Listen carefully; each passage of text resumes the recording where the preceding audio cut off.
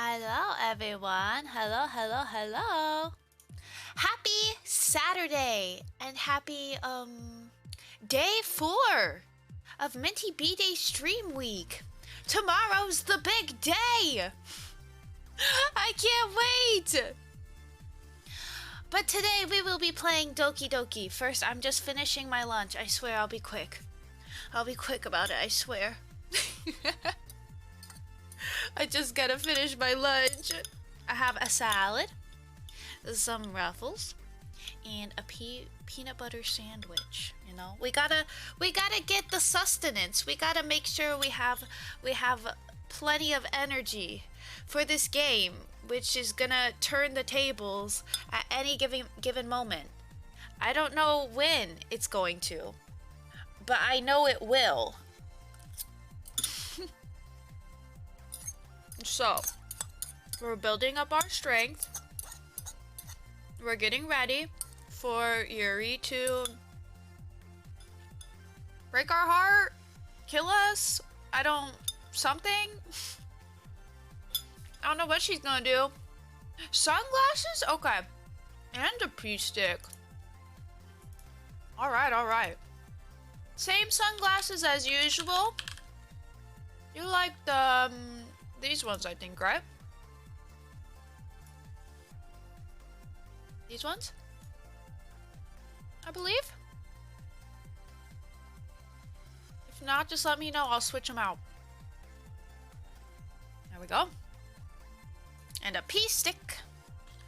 Pregnart. Totally appropriate for today. I hope, I get banged up by Yuri. But you never do know. Again, there's always that threat looming, isn't there? Yeah, I really don't know what to expect. I'm just waiting. I feel like I've been playing this game just sitting in waiting for something to happen. And it's been a hot minute since we played. If I remember correctly, we were preparing for a festival. And, we chose to pair up with Yuri. And everyone but Yuri seemed pretty not happy about that. At least she was okay with it. Imagine if she wasn't happy about it either. That wouldn't be good. But yeah, I don't know, man. I simply don't know what to expect. But, I mean, what could go wrong, right? Something's going to happen? I know!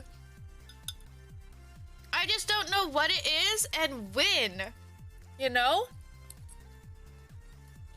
The suspense is killing me, bruh. I just want something to happen. Good or bad. So, I guess we'll see. Is today the day where everything's gonna go to shit? Or who knows, maybe I get the good ending. First try, pro gamer moves. Does this game have good endings?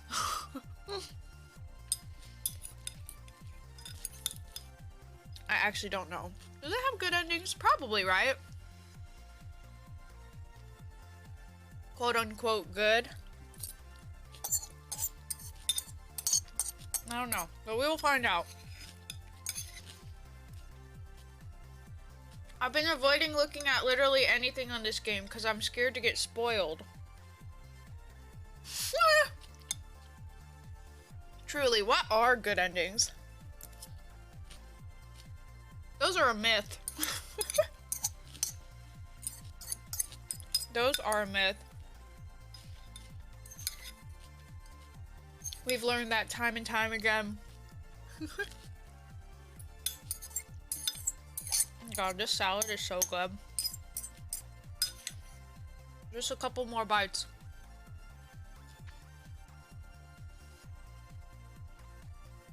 Just a couple more bites and then we're ready to jump in there. Head first.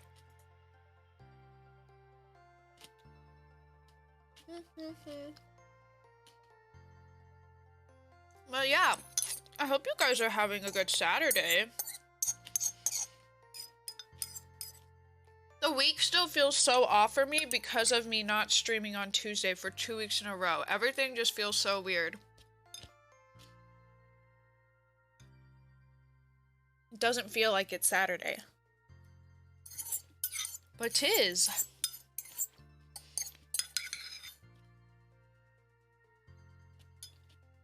At least it should all go back to normal this next week. We will be back on our Tuesday streams. Where I belong. Okay. Salad has been consumed.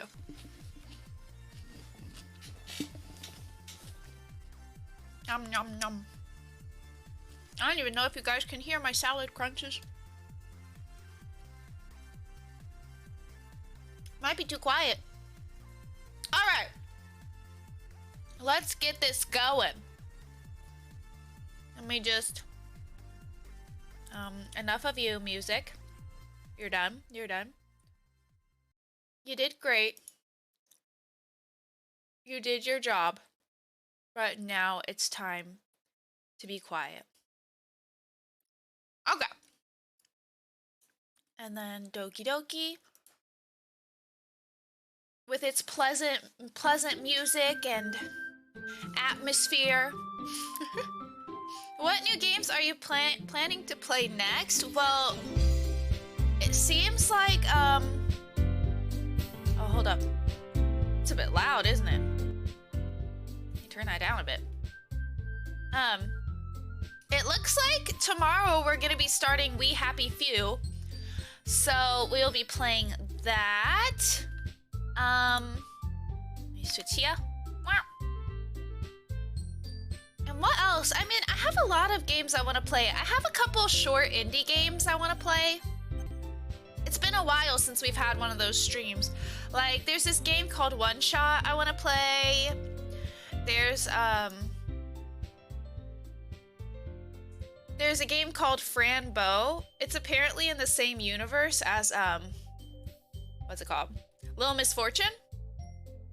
I want to give that a try. So I have a couple games like that. But yeah, I'm trying to figure out, I think what we're gonna do... Ah! Ah, Juan! Ah! What the heck? What the heck, Juan? What was that all about? Okay, hold up. Let me change the stream title. Hello, hello, Juan. How are you doing? How's it going? Okay.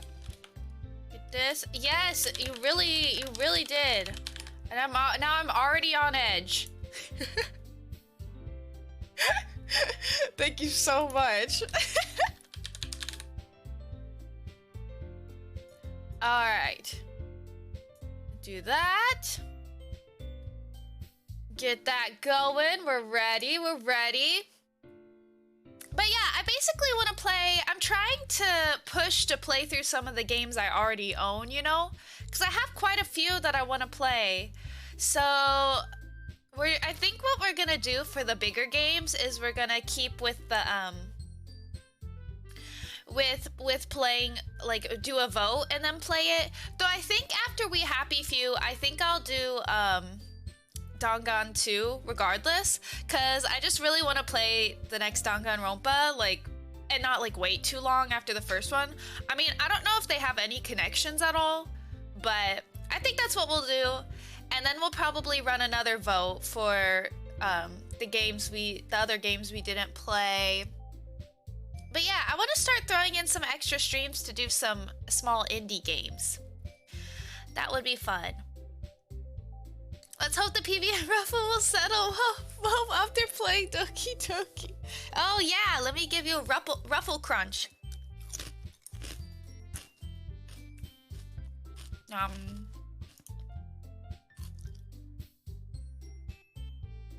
That shit's good. It was an accident. I was just eating my sandwich, and then I got like too eager to eat the ruffle, so I just threw it in my mouth without thinking, and I still had like peanut butter going on, and I was like, ah, at first, but then I was like, ah. You know? It was surprisingly not disgusting. It's just like normal Ruffles. Just like the plain ones. Yes, yes, yes. We're going with basic today. Alright. Well, I think without further ado, we're just gonna hop right in and try to remember what was going on.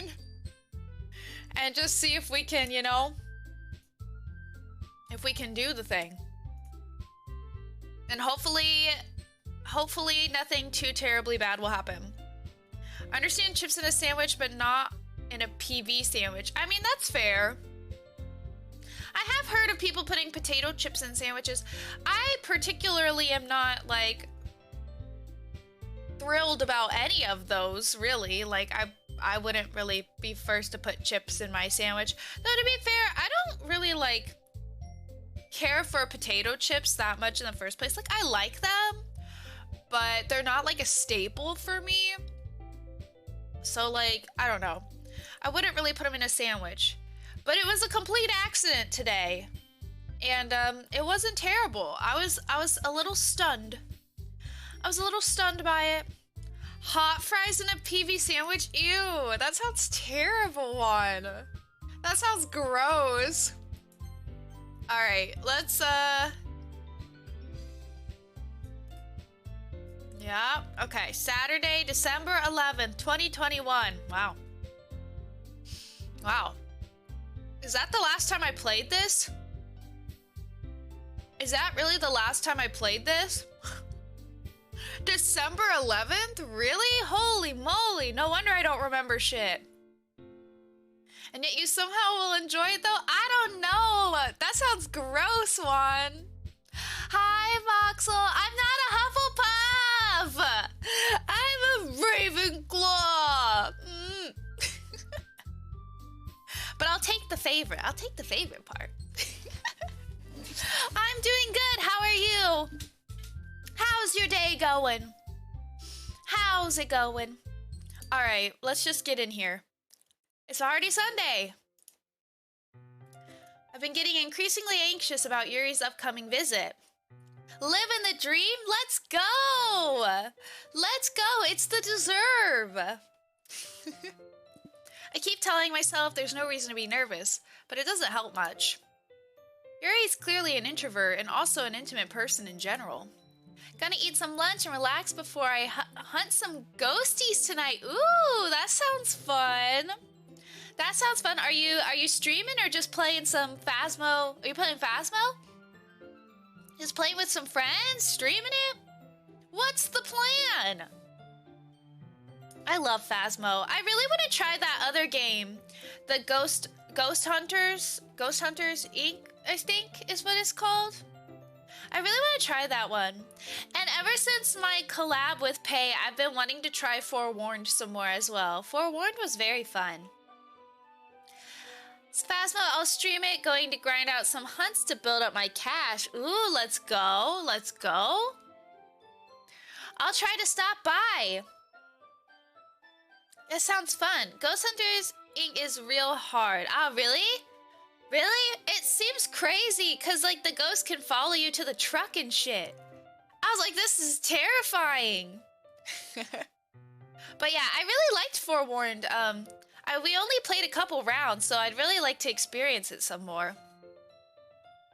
Maybe sometime we can do a community night with anybody that's got, like, Phasmo, Forewarned, that kind of stuff, and we can play some rounds. I played with Shabby and had to actually drag his body back to the truck when it got... You had to drag it back? Like, you literally have to drag the body back?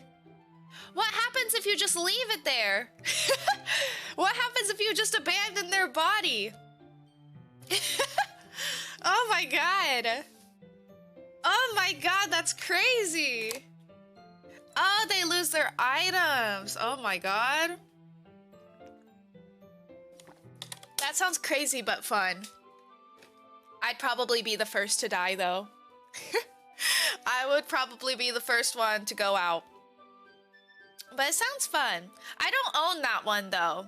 So, I don't remember how much it is. Hi, Crusher. It's going good. How are you doing?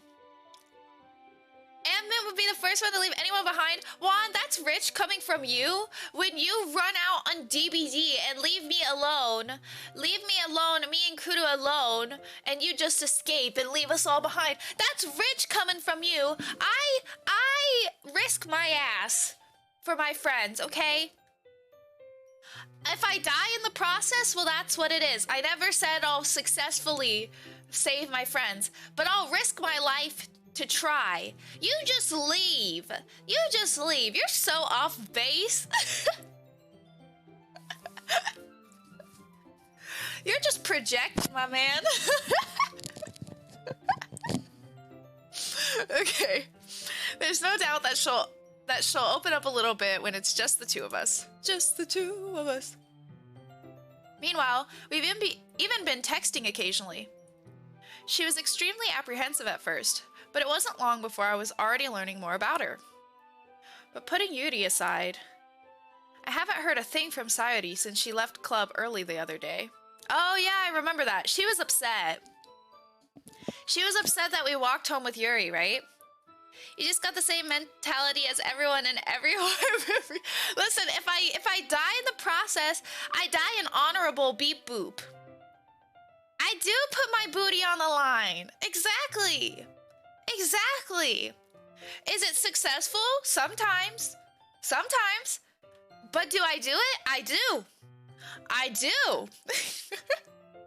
I haven't heard a thing from... Oh, yeah. Okay, it's not like we text each other all the time or anything. But I've been worried about her in the back of my mind. Between what Sayori said and what Monica said, is it really okay for me to put Sayori's feelings aside when she might need me? Not really, you're supposed to be her friend.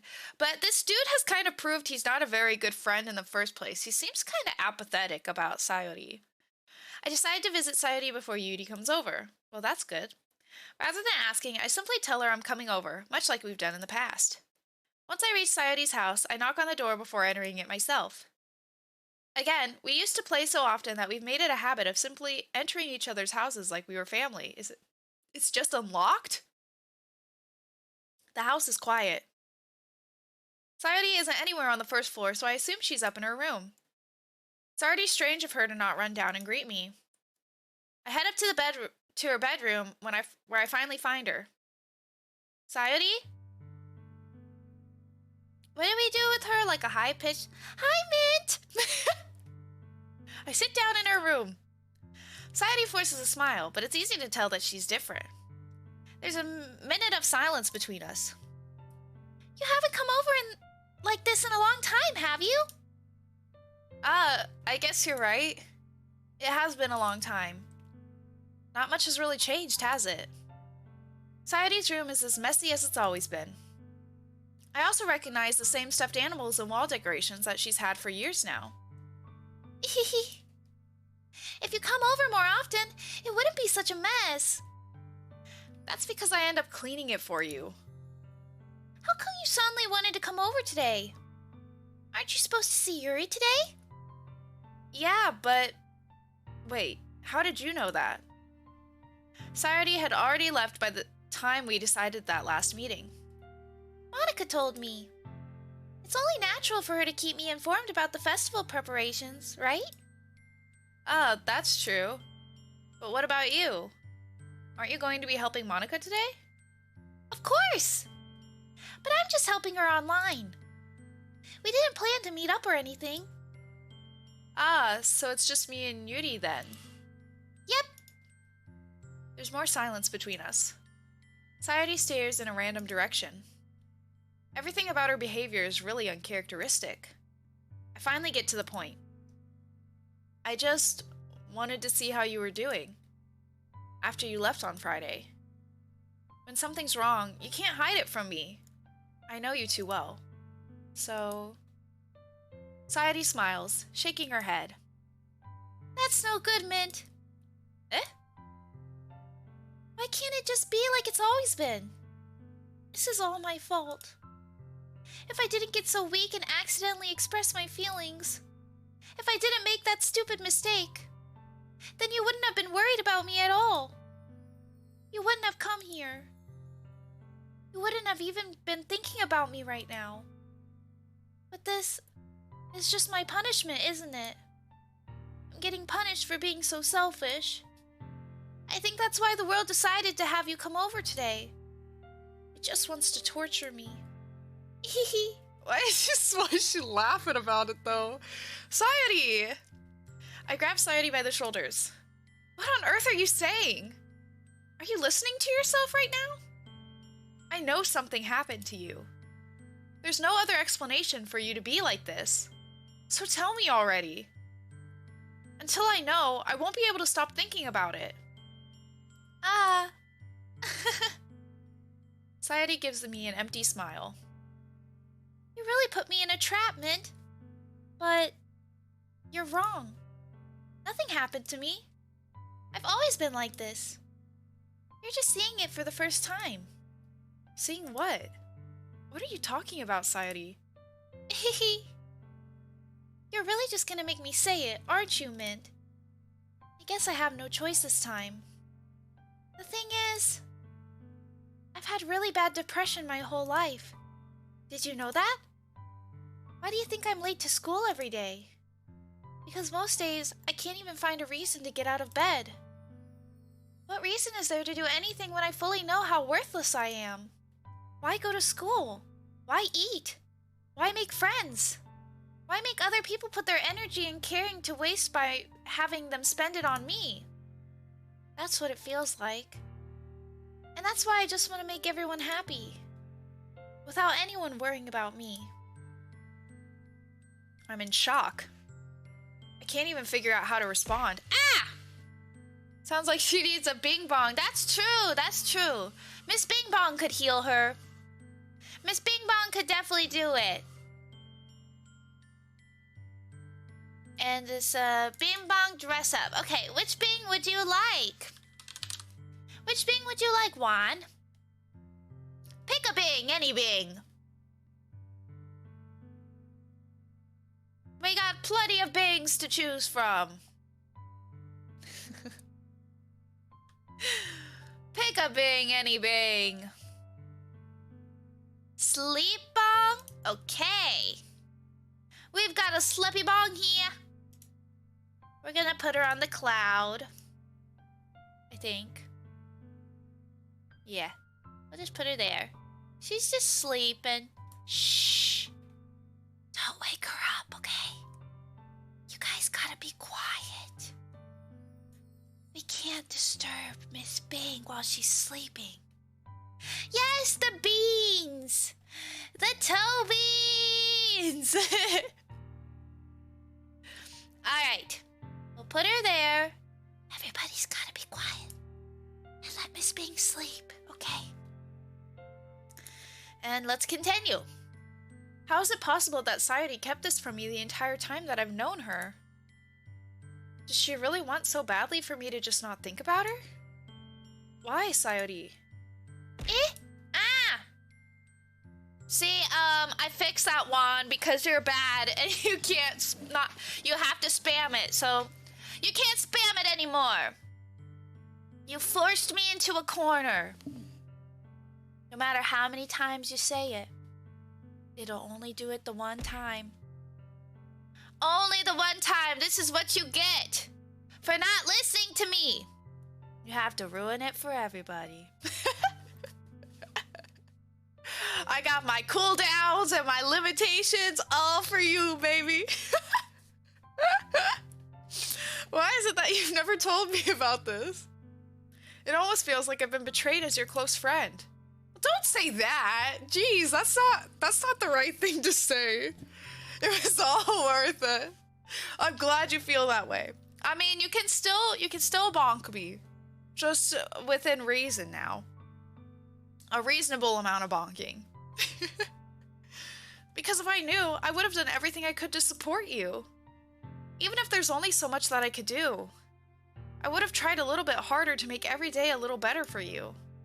That's why I'm your friend. All you had to do was tell me. You don't understand at all, Mint. Why do you think I didn't tell you? Because if I told you, then you would have to waste effort caring about me instead of doing important things. I don't want to be cared about. It's bittersweet when people try to care about me. It feels nice sometimes. But it also feels like a bat being swung against my head. That's why I wanted so badly for you to make friends with everyone else. Helping everyone be happy together is the best thing for me. But then, I discovered something else too. Seeing you make friends and get closer with everyone in the club, it feels like a spear going through my heart. So, that's why I decided the world just wants to torture me. Every path leads to nothing but hurt. You're right that I don't understand. I don't understand your feelings at all, Sayori. But I don't need to understand. Whatever it takes for me to help you stop hurting, that's what I'll do. No, Mint. There's nothing. Nothing at all. The only thing that could have helped is if everything could be like it always was. But I was selfish. I finally showed you what a horrible person I am. Tears streaked down Sayori's face. I made you join the literature club because I was selfish. And I was punished by my heart hurting in a way that I couldn't understand. And now you came here and I made you hurt too. I'm just weak and selfish. That's all I am. And that's why I'm going to accept these punishments. Because I deserve every last one. Without thinking, I once again grab Sayori's shoulders. This time, I pull her into a tight embrace. Mint. Sayori, I don't care if you feel selfish. I'm really happy that you convinced me to join the club. Seeing you every day makes it worthwhile enough. If I make friends with everyone else, then that's just a bonus. But please never underestimate how much I care about you. I wouldn't have it any other way. Mint. Sayori isn't hugging me back. Despite my arms being wrapped around her, Sayori's arms remain at her sides. She starts sobbing next to my ear. No. Don't do this to me. Please don't do this. Mint. Sayori barely manages to speak between her sobs. I don't know if I'm doing the right thing. Accept the punishment? No! I feel bad for her. But all I want is for her to know that I care. If you have it in yourself to call yourself selfish, then you have to let me be selfish too. No matter what it takes, I'll figure out what needs to change. I'll make these feelings go away. And if there's anything that you need me to do, then you'd better tell me. I'll get mad if you don't. I don't know. I don't know. I don't know. Gently, Sayori finally puts her arms around me in return. I don't know anything. It's all really scary. I don't understand any of my feelings, Mint. The only time I'm not feeling nothing is when I'm feeling pain. But your hugs are so warm. And that's really scary too. Sayori lets me go. As she does so, I let her go as well. The festival is tomorrow. Yeah. It's going to be fun, right? Yeah. How would you like for me to spend it all with you? It's what I want. I promise. I think that would be nice then. Yeah. Sayori wipes her eyes. If I could spend the whole day here, I would. Of all days, this has to be the one where I have other plans. Maybe I should cancel. No, don't! Please don't. If you did that, then I really wouldn't forgive you. But it's almost time for Yuri to meet me at my house. At the very least, do you want to come along and help out? It would be fun. To my surprise, Sayuri shakes her head. I'm sorry. I don't know if that would be very good for me today. You understand, right? It's kind of hard for me to fully understand, but I'm trying my hardest. It's okay. Don't worry too much about it. I'll see you tomorrow, okay? All right. I look forward to it. Okay, hold on. I fix my headset. Okay. I say goodbye to Sayuri and exit her house. Oh, whoops. I'm worried about her. On the way home, I find myself still feeling uneasy. But it's hard for me to keep thinking about it when Yuri is about to come over too. I think Sayuri is right. I shouldn't be worrying too much, and we're definitely going to have a great time tomorrow. I should just focus on what's ahead of me. Alrighty. As I approach my house, I see something that makes me feel a moment of panic. Yuri? Thank goodness. You're a little early. I'm sorry I wasn't home yet. Were you waiting for a long time? No, I just got here. But I started to get really nervous when nobody answered the doorbell. You always could have texted me. If I had known, I would have reassured you and hurried more on my way home. I suppose that's true. I didn't think of that, for some reason. It should be common sense to do that, but I decided to ignore it. Anyway, let's go inside. I see you brought a lot of stuff with you. That's right. And did you manage to find everything I asked you to buy as well? Yeah, pretty much. At least, I hope I got everything right. I'm sure it will be fine. I take Yuri to my room. The first thing she does is glance around curiously, which makes me feel anxious. It's so clean. I cleaned it before you came over, so... That's very considerate of you to do. No. I would be really embarrassed for my room to be a mess while you were here. Well, I do enjoy cleaning. I would have gladly helped you clean. That would be even more embarrassing. Wait, don't look in there. I snatch Yuri's wrist, which was in the process of opening a desk drawer of mine. What's in there, bro? Imagine being in a girl's room, am I right, fellas? Sheesh. You outed yourself, not me. I'm sorry. I wasn't thinking for some reason. I was just spacing out. It's fine, it's fine. I let go of Yuri's wrist. She puts both of her hands firmly in her lap, as if making sure she's keeping track of them. So, should we get started? Yes. I have a few things planned that you can help with. Decorations and other atmospheric enhancements. Atmospheric enhancements? You know, mood lighting, aromatherapy candles. Oh, wow. I didn't know you planned on taking it that far. Of course. I want to help take our guests to a faraway place. Although many will stop by just out of curiosity, and for cupcakes, I guess. I'm determined to provide an experience that will leave them wanting more.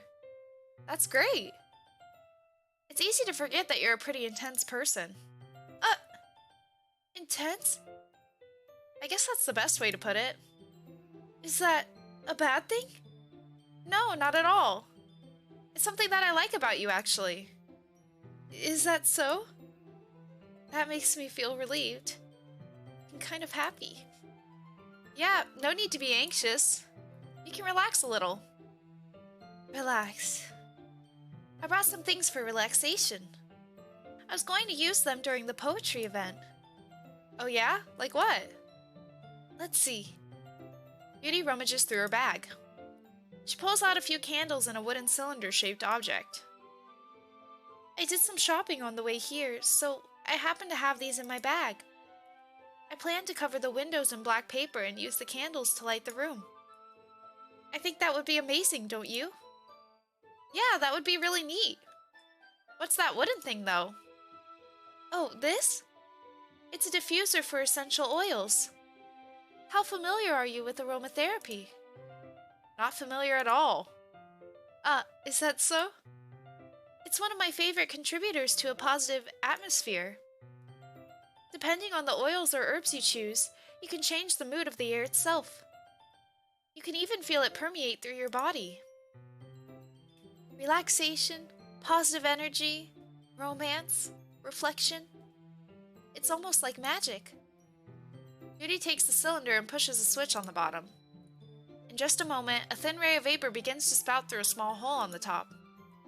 Wow, that smells wonderful. What kind of mood is that one for? This is jasmine essential oil.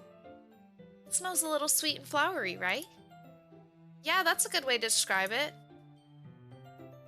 I chose jasmine for the event because it provides more relaxation, or more than relaxation.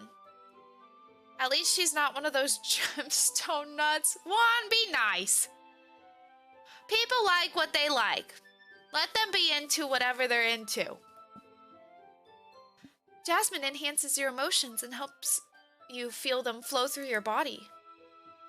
You feel warmer and your heart pounds more heavily. Don't you think that would be perfect for sharing our poems? It does sound suitable. But you seem to know a lot about this, so I'll trust your opinion with anything. Yuri smiles gently, clearly enjoying herself. She again reaches into her bag and pulls out several spools of thin ribbon. What are those for? Well, did you purchase the origami paper I asked you to get? Yeah, I have it over here. We won't be using the paper for folding origami. What I'd like to do is write a different word on each paper. We'll need about 100 of them. Oh yeah? What will those be used for? Well, I'm going to cut pieces of ribbon to hang from the doorway of the classroom. Then, we can fasten the paper onto the ribbons to create a doorway curtain. Wouldn't that be beautiful? It would also catch the eye of those passing by the room. It may attract some to peek inside. That's really creative. I'm just saying aromatherapy seems a lot more logical than carrying a rock. I mean, I don't know much about either, but, you know, the rocks have their energies, I suppose, and the scents have their scents. You know? But whatever you need to make yourself feel better, have a whack at it. I mean, I like crystals and stuff visually, but I don't know a lot about their, like, healing properties and stuff. I don't know much about that. But crystals are pretty. And I like nice scents. I had no idea you'd be so good at this, Yuri. Is that so?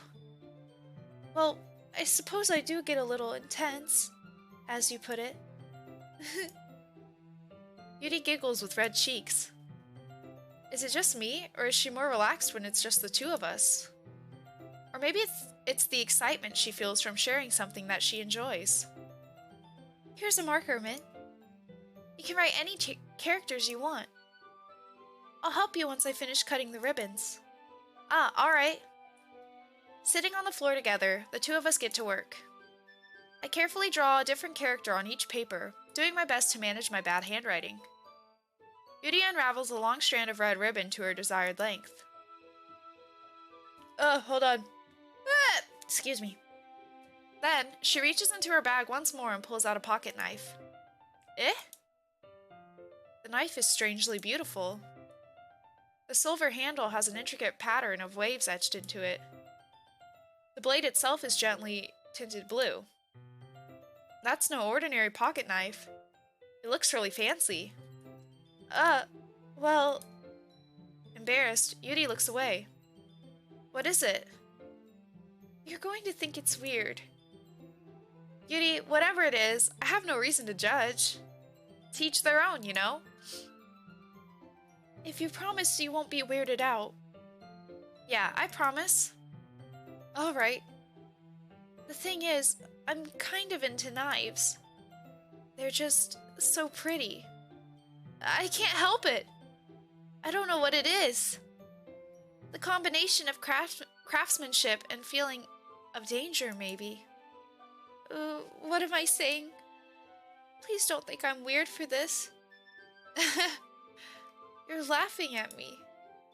No, I'm not laughing at you. It's just funny how nervous you get about sharing. Well, it's an interesting thing to be into, I guess. But I think it kind of suits you. Suits me?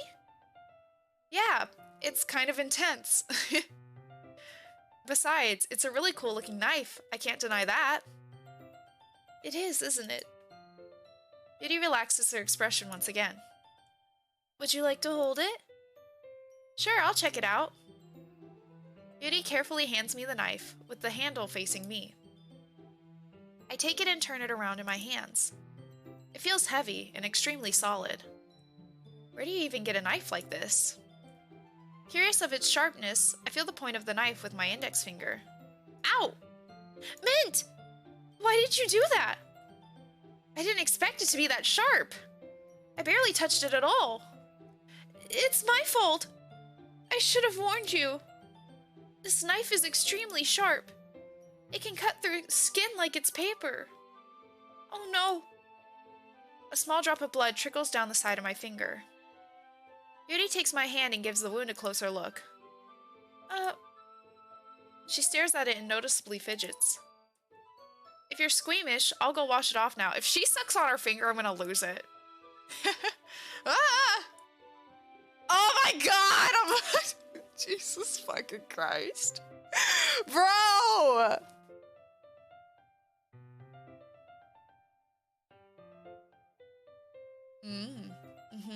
Okay. We're on that level now, I guess. Waste not. Oh my god. I mean, true. Without warning, Yuri puts my finger in her mouth and licks the wound. I feel her tongue curl around my finger. Startled, I instinctively pull my hand back. Oh. Please forgive me. I wasn't thinking. Yuri lowers her head, her face burning up. Yuri. That's the most embarrassing thing I've ever done. How could I do something like that? I'm sorry. Sure, it was a little weird, and it took me by surprise. But I guess she was just trying to help, right? That's one way to think about it.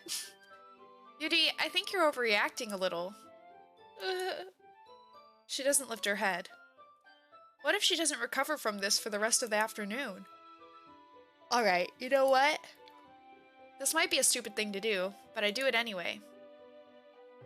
I take Yuri's hand and lick her index finger in return. Mint!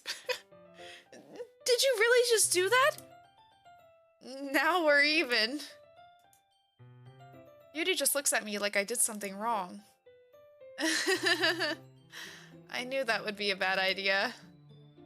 If not for the sweet aroma of the jasmine oil, the air would be extremely heavy right now. You're so weird, Mint. Yuri giggles shyly. All's left is to get the PV from the fridge. From the fridge? What? What does that mean? Yuri calling me weird? I have no response to that. Where do you keep your bandages? I don't think I need one, actually. It was a tiny cut. Look, it already stopped bleeding. I see. That's relieving. The tension is quickly lifted. We each resume our respective activities. I watch Yuri's knife cut through the ribbon like it's nothing but air. Meanwhile, I continue to make progress on the paper. After we finish attaching the paper to the ribbons, we lay them all out side by side. It looks better than I expected and will be very effective as a door curtain. It looks great. Good thinking coming up with this, Yuri. Thanks. It's just something I saw online, really. Are you ready to move on to the next task? Yeah, let's do it. What do you have in mind? I'd like to create a banner. That's why I asked you to buy the paint tablets. Ah, that's right. One of the items Yuri had asked me to buy was a kit of watercolor paint tablets. We'll need about 6 cups of water to put each of the tablets in. Do you mind fetching those for us? Of course not. 6 cups of water. I'll be right back in a minute. Thank you very much. Oh, and just a little bit of water is okay.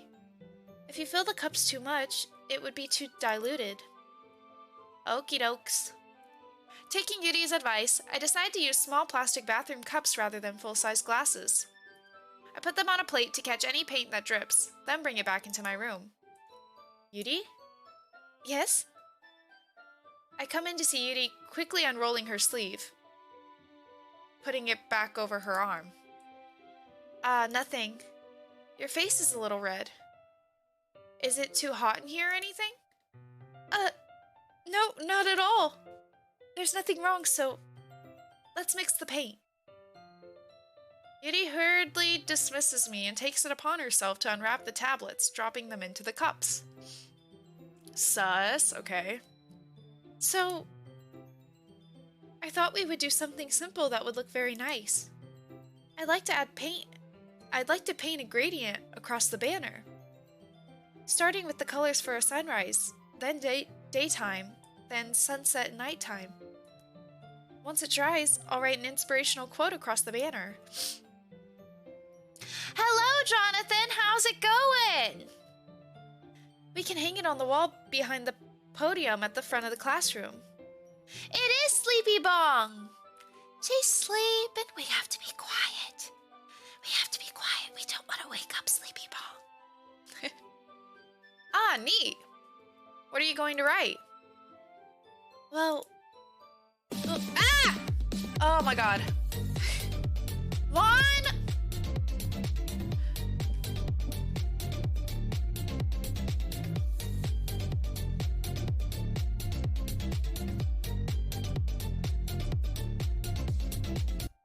Juan is very bad at following instructions.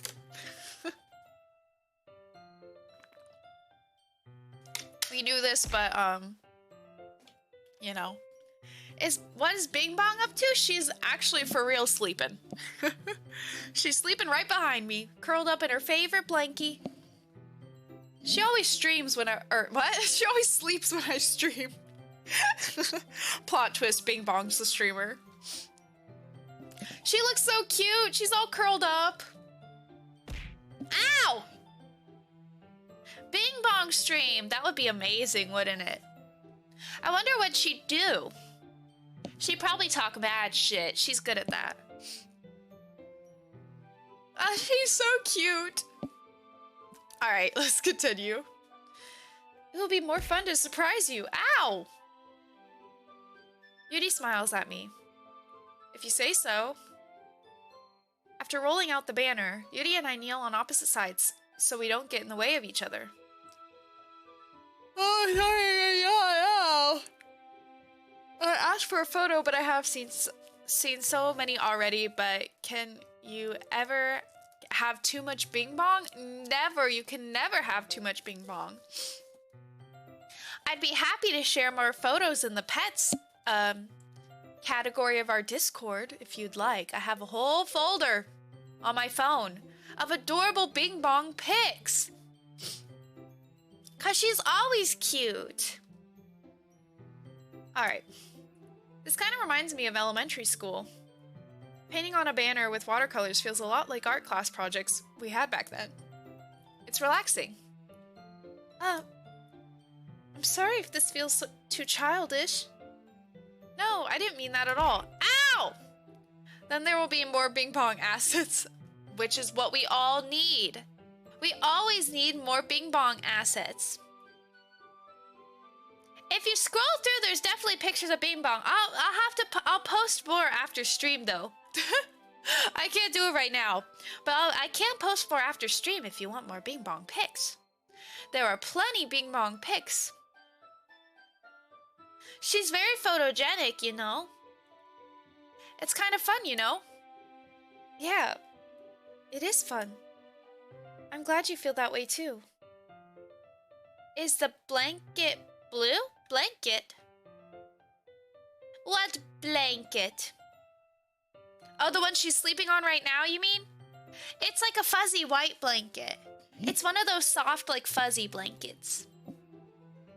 It's just a white color.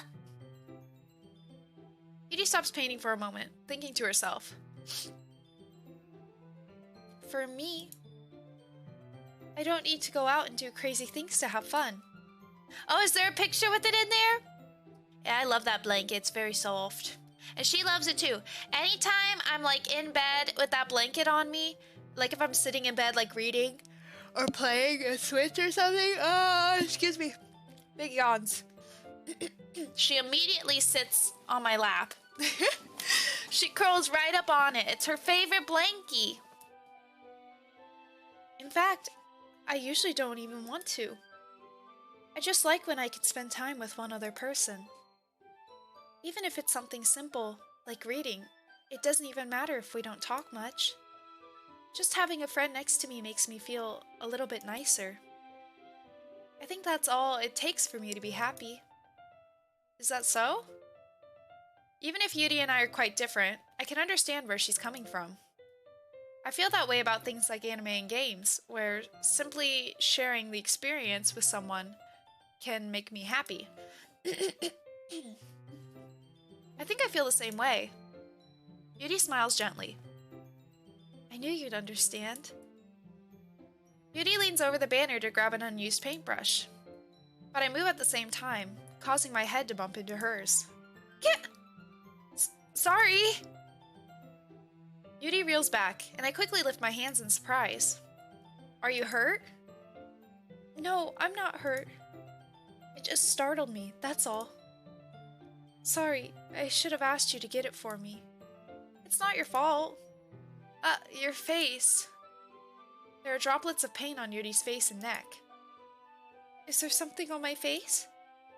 Yeah, I accidentally got paint on you. Sorry, it's totally my fault. I'll get a towel right away. I rush out and fetch a small towel, then I dampen it with hot water. I return to my room and kneel back down in front of her. Oh my god.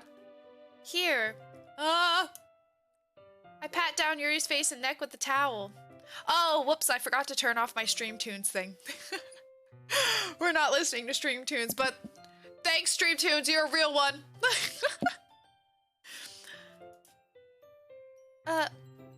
Is something wrong? It's hot. I just didn't expect it. Sorry. I didn't want to use cold water. Having finished, I start to retract my hand.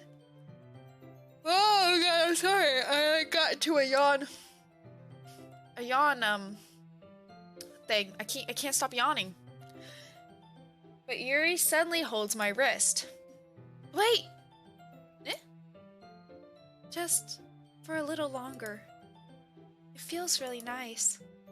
I keep my hand still against Yuri's neck. She looks into my eyes. It's an intense expression that I recognize from when she reads her books. It's almost as if she's lost in a daze, enveloped by her own thoughts. She breathes gently, half through slightly parted lips. What is happening? Is the aroma of the jasmine oil giving me this dizzy feeling? Yuri's gentle fingers, wrapped around my wrist, send a tingling sensation through my arm. And suddenly, her face seems to be much closer to mine than it was just a moment ago. Oh my god, are we gonna kiss? Yuri slowly pulls away. Sorry. I've been feeling a little lightheaded today. I didn't mean to space out. It's fine. The moment is over as soon as it began. Yuri picks up her brush again. But her movements seem clumsier, like she's unable to focus. I remain silent, forced to ignore the event that just transpired. I hesitantly retrieve my own brush and continue following Yuri's example. Interesting. That should do it. I finish filling the night sky with white dots that look like stars. Looking at the banner as a whole, it's very pretty and natural looking. I think it came out better than I expected. I'm really happy with the results. Yeah, me too. Are you going to add the lettering now? Not yet. It needs to dry first. That's true, but won't that take a while? Well, perhaps it would be best to leave it here, then have you bring it in the morning. I can do the lettering in the classroom before our event starts. Is that okay? That's totally fine. Hello, favorite shark. Welcome to the stream. How are you doing today? I hope you're having a great day. Wonderful. In that case, I don't think there's anything more for us to do here. Phew! You say that like you're glad it's over.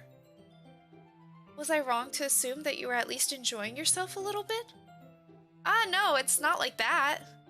I'm just glad that we managed to get everything done. I see. I am too. I was a little concerned about time. I need to start making dinner soon. So you don't have any time left? I was secretly hoping we would have extra time after finishing the work. Well, Yuri thinks to herself. I think it would be too irresponsible of me to wait much longer. I'm sorry. I was hoping there would be more time as well. It's probably my fault. Sorry for being such a slow worker. No, it's not your fault at all. And the important thing is that we got everything done, right? Yeah. So, I shouldn't be disappointed or anything. Gathering all her things, Yuri seems to look a little downcast. I understand why. It sounded like she rarely gets the opportunity to spend time with friends in a relaxed environment.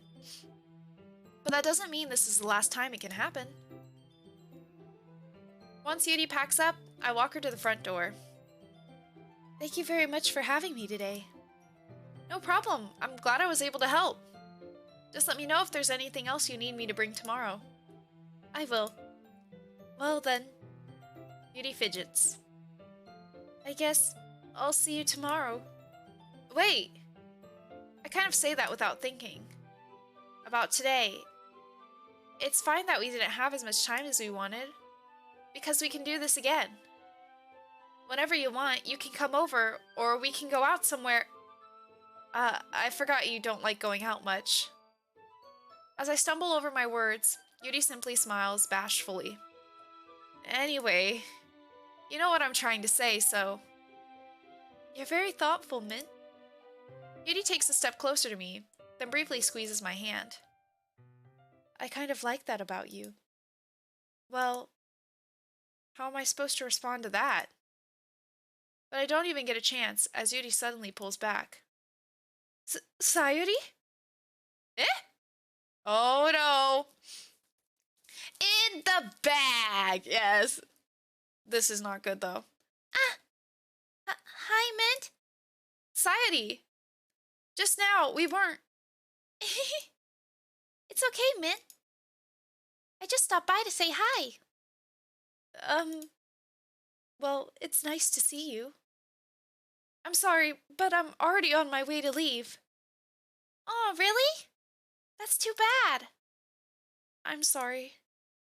But we'll be able to be together, but we'll all be together at the festival tomorrow, so that's fine, right? Of course. Sayuri beams. Yeah, so I'll see you tomorrow. Clearly embarrassed, Yuri hurries off. Sayuri waves goodbye after her. Sayuri, I thought you didn't want to come over today.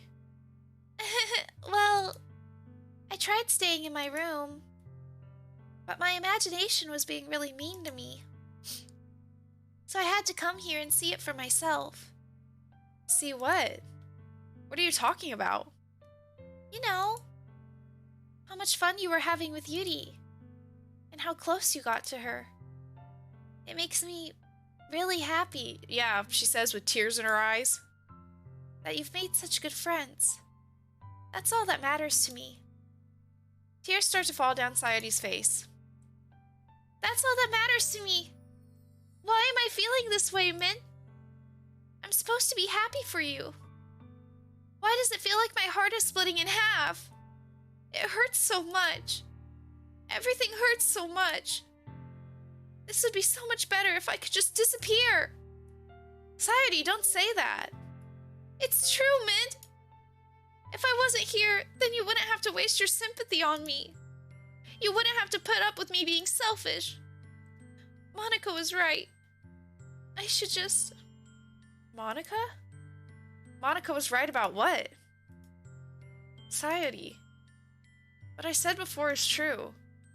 I'm not going to let this continue.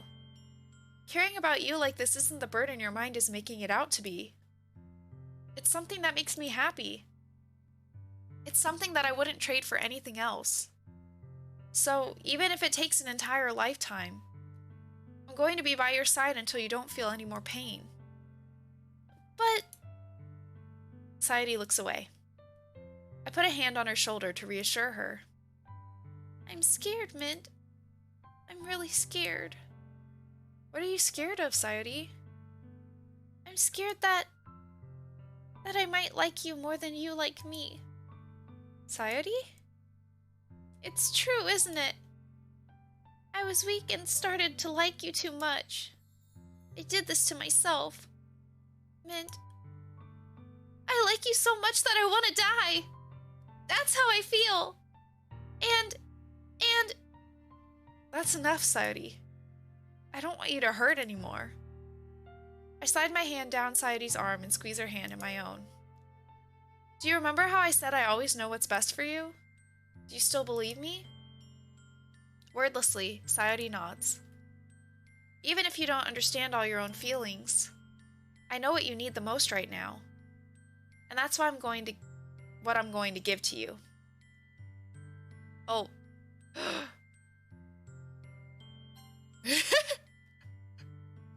Alright, we're just gonna save. You know. Just so in case we fuck up. But I don't want to be with Sayuri. So I feel like we have to say you'll always be my dearest friend, but I think that's gonna be bad for her. Right? I don't think that's gonna be enough. I don't think that's gonna be enough for her, but we gotta go for our wife, Yuri, you know? It has to be done. You'll always be my dearest friend. What you need most is for things to be like they've always been. Monica told me the truth. She told me how much happier you seemed after I joined the club. I know you're struggling with some really difficult feelings right now, but please trust me that I know what's best and what will make you happy in the end. I promise I'll help get things back to the way they were. I see. Sayuri forces a smile through an incredibly pained expression. Is this what it feels like? To get stabbed in the chest? I should write a poem about this. Sayuri! It's okay. This is just my punishment, remember? For being so selfish. So please don't worry about these stupid feelings. I know you're right. I knew this whole time that there's no happiness down that path. That's why I came here. Just so I could get the answer I needed to hear. And the other thing, you're also right that I just want to get back to the way it was. I realize that now. You really do know me better than anyone, Mint. I'll trust you with anything. Anything at all. So... Sayuri's smile finally breaks. All of a sudden, she turns around and drops to her knees. Oh. Insert scream. Clutching her head with both hands, she screams as loudly as she can. I'm so shocked that I don't know how to react. Sayuri looks over her shoulder and flashes me one more weak smile before turning around and running off. Sayuri! I'm left helplessly standing in front of my house. Why am I feeling so horrible about this? There's nothing more that I could have done. The most I can do is support Sayuri through her feelings. Oh god, I'm so sorry. I'm so sorry, the yawns are attacking me. and help her on the path that's right. But I'm having as much trouble understanding Sayori's feelings as she is. Even though I can comfort her, I keep wondering if I should be doing something more or something different. I know these thoughts will continue to plague me until they're— Vivian Vlogs 909, thank you so much for the follow. Thank you. I hope you're enjoying the stream. I know these thoughts will continue to plague me until things are back to the way they were. I'm going to give it everything I've got. Sayori will always be my dearest friend. And I'll do whatever it takes to put a smile on her face every day. I'm worried for her. It's the day of the festival. Of all days, I expected this to be the one where I'd be walking to school with Sayori. But Sayori isn't answering her phone. I considered going to her house to wake her up, but decided that's a little too much. Meanwhile, the preparations for the event should be nearly complete. I'm very worried about her. The banner Yuri and I painted is dry, and I gently rolled it up to take with me. She sent me a pleasant text reminding me not to forget anything, and I reassured her. Funnily enough, I probably feel the same way as Natsuki about the event. I'm more excited for it to be over so I can spend time with Sayori and Yuri at the festival. But knowing Monica, I'm sure the event will be great too. Mint! You're the first one here. Thanks for being early. That's funny. I thought at least Yuri would be here by now. Monica is placing little booklets on each of the desks in the classroom. They must be the ones she prepared that have all the poems we're performing. In the end, I found a random poem online that I thought Monica would like and submitted it. So that's the one I'll be performing. I'm surprised you didn't bring Sayori with you. Yeah, she overslept again, that dummy. You'd think that on days this important, she'd try a little harder. Yeah, bro, use your brain. What did she just tell you? I say that, but I suddenly remember what Sayori told me yesterday. And I suddenly feel awful, knowing it's not nearly that simple for her. Yeah, you should feel awful. I only said it because it's the way I'm used to thinking. But maybe I should have gone to wake her up after all? You should take a little responsibility for her, Mint. I mean, especially after your exchange with her yesterday. You kind of left her hanging this morning, you know? Exchange? Monica, you know about that? Of course I do. I'm the club president after all. But I stammer, embarrassed. Did Sayori really tell her about it that quickly? About how I basically turned down her confession? That makes me really seem like the bad guy here. But I'm the one who knows what's best for her, right? I find it so weird that, he says that too. What does that even mean? It sounds weird. Say you know what's best for her. Are you her dad? Jeez. You don't know the full story at all, so... Don't worry. I probably know a lot more than you think. Eh? Monica is being friendly as usual, but for some reason I felt a chill down my spine after hearing that. Hello, welcome! How are you doing? Can I call you Vivian, or what do you like to go by? Thank you so much for stopping by. Hey, do you want to check out the pamphlets? They came out really nice. Yeah, sure. I grabbed one of the pamphlets laid out on the desks. Oh yeah, they really did. Vivian, okay, got it. How are you doing today, Vivian? I hope you're having a good Saturday. I hope you're having a great day. Something like this will definitely help people take the club more seriously. Yeah, I thought so too. I flipped through the pages. Each member's poem is neatly printed on its own page, giving it an almost professional feel.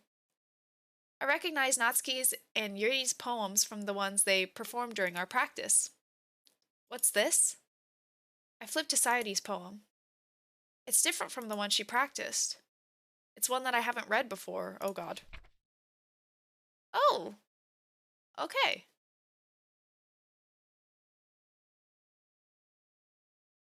Get out of my head before I know Before I do what I know is best for you, get out of my head before I listen to everything she said to me.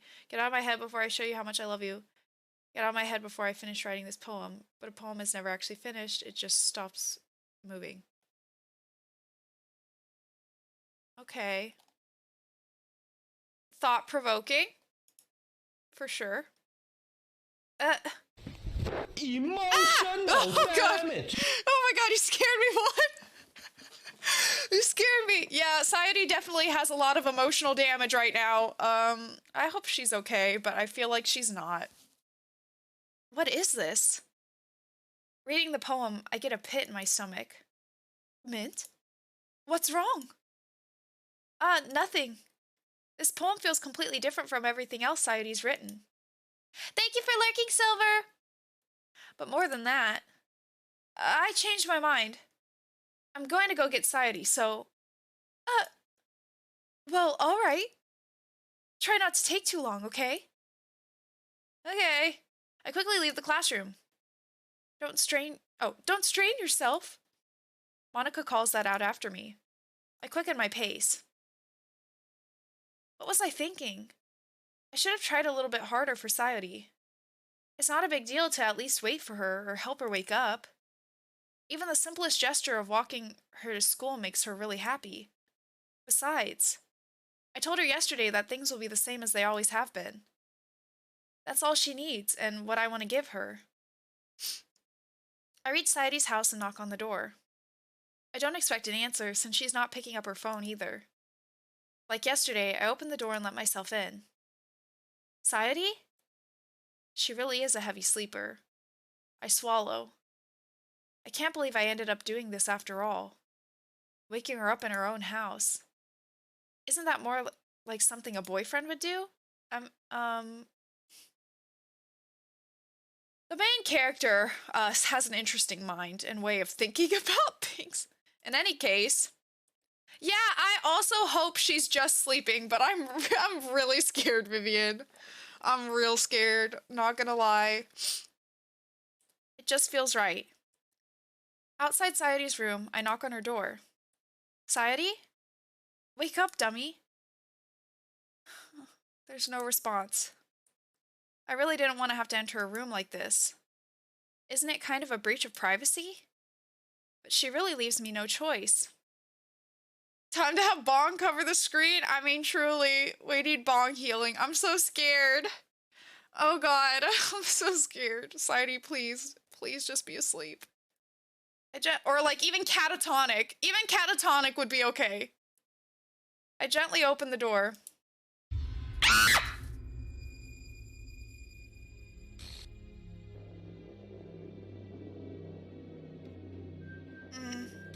Okay.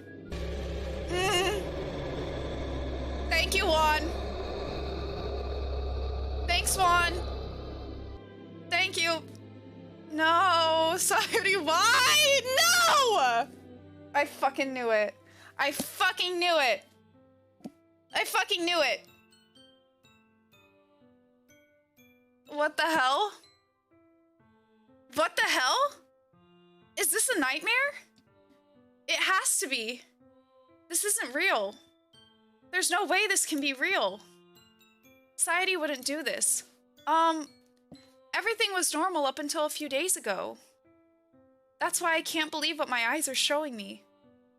I suppressed the urge to vomit. I do not like the music. I don't like the music. It's really creeping me out. Just yesterday, I told Sayuri I would be there for her. I told her I know what's best, and that everything will be okay. Then why? Why would she do this? Also, didn't she make it sound like Monica planted this idea in her? Like something, I don't know, Monica's sus too. How could I be so helpless? What did I do wrong? Turning down her confession. That has to be what pushed her over the edge. Her agonized scream still echoes in my ears. Why did I do that to her when she needed me the most? Why was I so selfish? This is my fault. My swarming thoughts keep telling me everything I could have done to prevent this. If I just spent more time with her.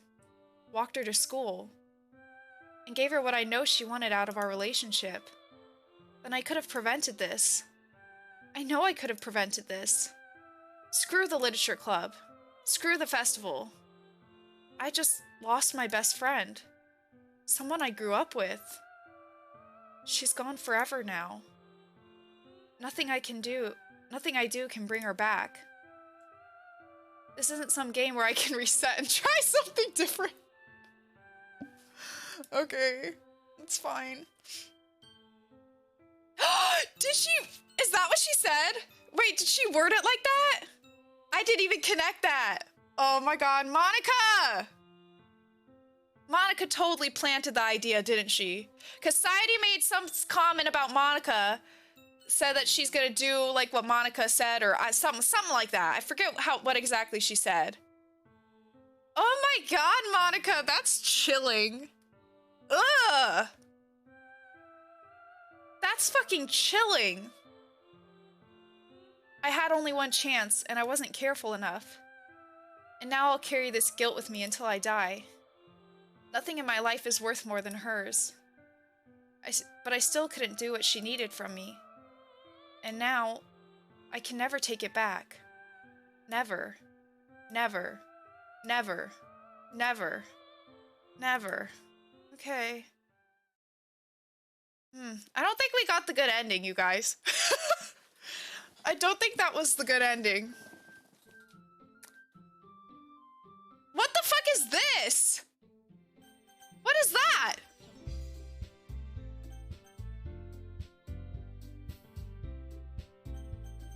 What is that? Oh my god, wait! Oh my god, I didn't even notice the fucked up. They're all fucked up! Oh god, oh no.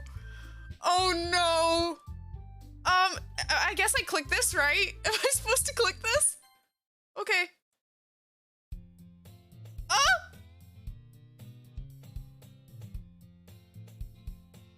What the fuck is happening?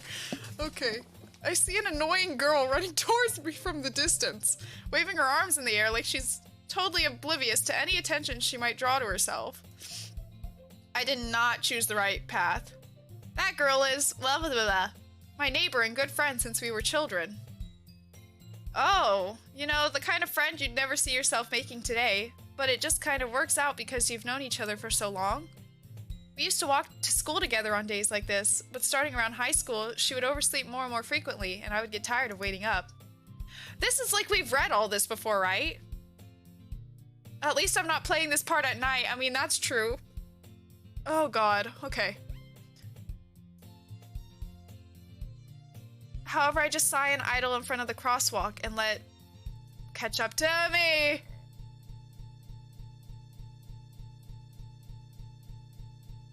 I'm fucking scared. I'm scared. I'm scared! It's an ordinary school day like any other.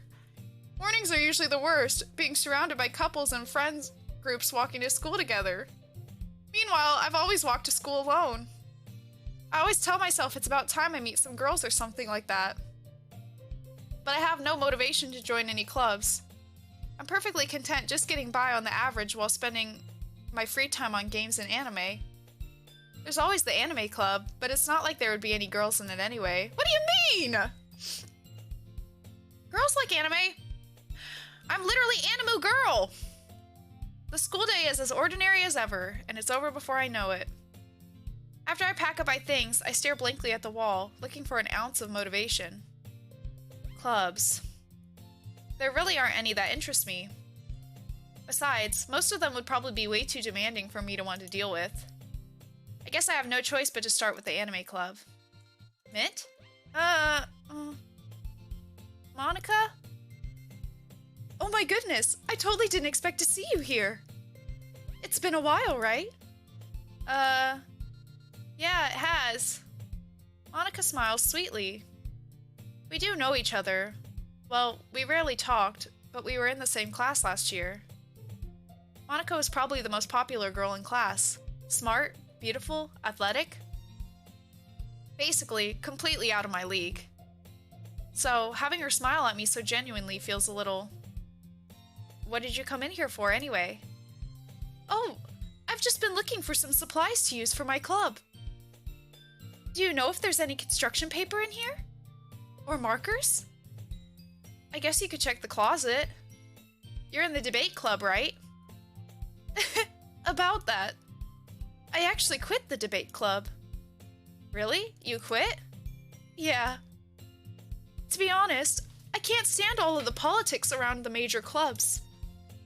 It feels like nothing but arguing about the budget and publicity and how to prepare for events. I'd much rather take something I personally enjoy and make something special out of it. In that case, what club did you decide to join? Actually, I'm starting a new one. A literature club. Okay. Literature? That sounds kind of dull. How many members do you have so far? It's kind of embarrassing, but there are only 3 of us so far. It's really hard to find new members for something that sounds so boring. Well, I can see that. But it's really not boring at all, you know? Literature can be anything. Reading, writing, poetry. I mean, one of my members even keeps her manga collection in the club room. Wait, really? Yeah, it's funny, right? She always insists that manga is literature too. I mean, she's not wrong, I guess. And besides, a member's a member, right? Did Monica say she? Oh my god. Hey, Mint. By any chance, are you still looking for a club to join? Oh shit, sorry, I clicked out. I mean, I guess so, but... In that case, is there any chance you could do me a big favor? I won't ask you to join, but... If you could at the very least visit my club, it would make me really happy. Please? Well, I guess I have no reason to refuse. Besides, how could I ever refuse someone like Monica? Sure, I guess I could check it out. Awesome! You're really sweet, Mint, you know that? It's nothing, really. Shall we go then? I'll look for the materials another time. You're more important. Okay. Am I? And thus, today marks the day I sold my soul to Monica and her irresistible smile. I timidly follow Monica across the school and upstairs, a section of the school I rarely visit, because being generally used for third-year classes and activities. Monica, full of energy, swings open the classroom door. I'm back! And I brought a guest with me. A guest? Seriously? You brought a boy? Way to kill the atmosphere. Don't be mean, Natsuki. But anyway, welcome to the club, Mint. Okay. All words escape me in this situation. This club is full of incredibly cute girls! So let me guess. You're Monica's boyfriend, right? No, I'm not. Natsuki. The girl with the sour attitude, whose name is apparently Natsuki, is one I don't recognize. Her small figure makes me think she's probably a first year. Anyway, this is Natsuki, energetic as usual. And this is Yuri, the vice president. It's nice to meet you. Yuri, who appears comparably more mature and timid, seems to have a hard time keeping up with someone like Natsuki. Yeah, it's nice to meet you both. So, I ran into Mint in the classroom, and he decided to come check out the club. Isn't that great? Wait, Monica! Didn't I tell you to let me know in advance before you brought anyone new? I was going to... well, you know... Sorry. I didn't forget that, but I just happened to run into him. In that case, I should at least make some tea, right? Yeah, that would be great. Why don't you come sit down, Mint? Okay. The girls have a few desks arranged to form a table. Yuri walks to the corner of the room and opens the closet. Meanwhile, Monica and Natsuki sit across from each other. Still feeling awkward, I take a seat next to Monica. So, I know you don't really plan on coming here, but we'll make sure you feel right at home, okay? As president of the Literature Club, it's my duty to make the club fun and exciting for everyone. I'm surprised there aren't more people in the club yet. It must be hard to start a new club. You could put it that way. Not many people are very interested in putting out all the effort to start something brand new. Especially when it's something that doesn't grab your attention, like literature. You have to work hard to convince people that you're both fun and worthwhile. But it makes school events, like the festival, that much more important. I'm confident that we can all really grow this club before we graduate. Right, Natsuki? Well, I guess. Natsuki reluctantly agrees. Such different girls, all interested in the same goal. Monica must have worked really hard just to find these two.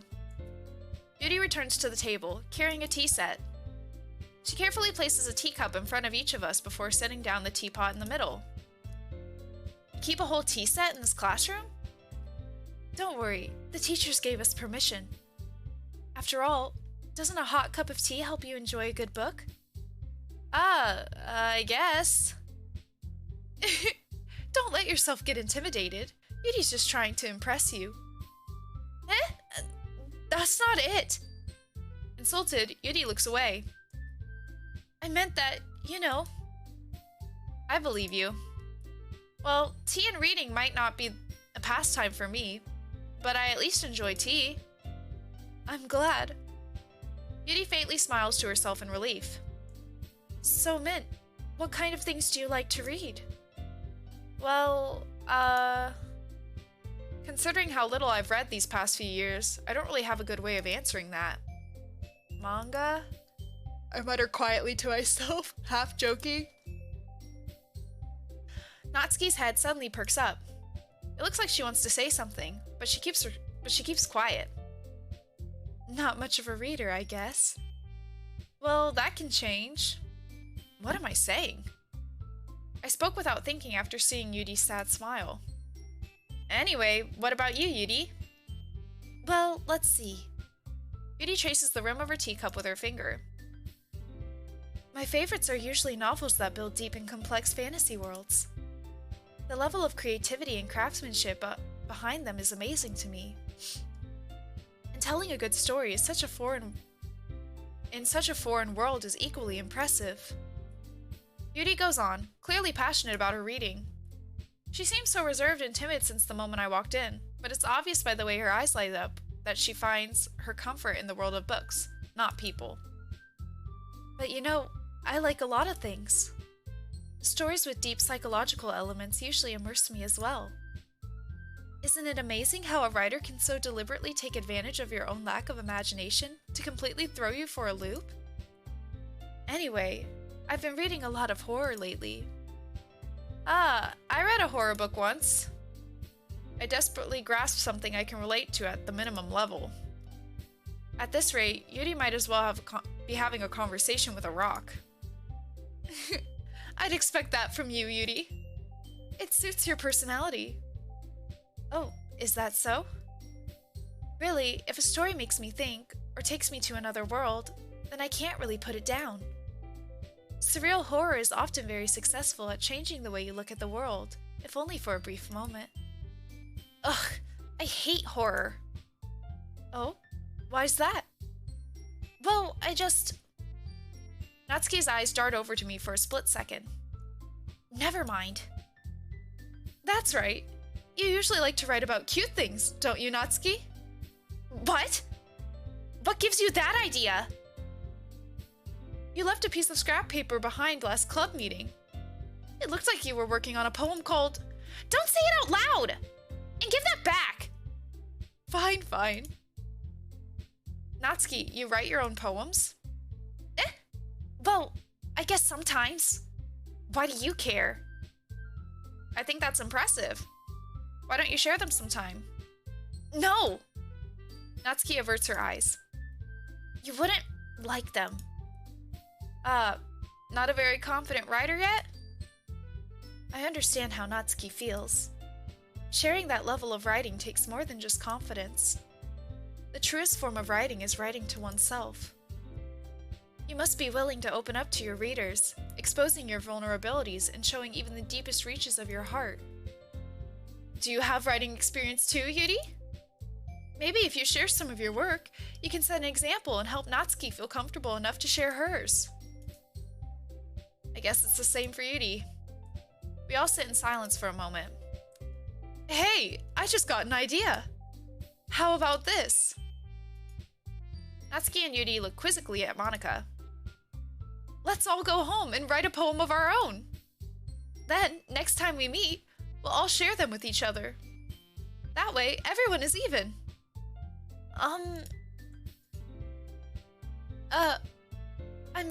I thought it was a good idea. Well, I think you're right, Monika. We should probably start finding activities for all of us to participate in together. I did decide to take on responsibility of vice president, after all. I need to do my best to nurture the club as well as its members. Besides, now that we have a new member, it seems like a good step for us to take. Do you agree as well, Mint? Hold on, there's still one problem. Eh? What's that?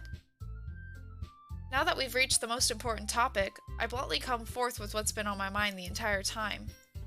I never said I would join this club. Monika may have convinced me to stop by, but I never made any decision. I still have other clubs to look at, and, I lose my train of thought. All three girls stare back at me with dejected eyes. But... I'm sorry, I thought... Eh? The girls exchange glances before Monika turns back to me. I guess I need to tell you the truth, Mint. The thing is, we don't have enough members yet to form an official club. We need 4. And I've been trying really, really hard to find new members. And if we don't find one more before the festival... I'm defenseless against these girls. How am I supposed to make a clear-headed decision when it's like this? I'd feel terrible for letting everyone down in this situation. And besides, the club itself seems pretty relaxed. So, if writing poems is the price I need to pay in order to spend every day with these beautiful girls... Right. Okay, I've decided then. I'll join the literature club. One by one, the girls' eyes light up. Oh my goodness, really? Do you really mean that, Mint? Yeah. It could be fun, right? You really did scare me for a moment. I mean, if you really just left after all this, I would be super pissed. Mint, I'm so happy. We can become an official club now. Thank you so much for this. You're really amazing. I'll do everything I can to give you a great time, okay? Thanks, I guess. Okay, everyone. I think with that, we can officially end today's meeting on a good note. Everyone remembers today's assignment. Write a poem to bring to the next meeting, so we can all share. Monika looks over at me once more. Mint, I look forward to seeing how you express yourself. Yeah. I know! I love Yuri! She's a little creepy sometimes, but I love her. Her smile is so cute! Can I really impress the class star Monika with my mediocre writing skills? I already feel the anxiety welling up inside me. Meanwhile, the girls continue to chit-chat as Yuri cleans up the tea set. I guess I'll be on my way then. Okay.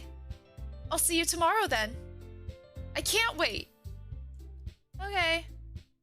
With that, I depart the club room and make my way home. The whole way, my mind wanders back and forth between the 3 girls. Natsuki, Yuri, and of course, Monika. Will I really be happy spending every day after school in a literature club? Perhaps I'll have the chance to grow closer to one of these girls. Alright, I'll just need to make the most of my circumstances, and I'm sure good fortune will find me. And I guess that starts with writing a poem tonight. Okay. You have unlocked a special poem. Would you like to read it? Yeah. A dream. I was wandering an abandoned warehouse at night.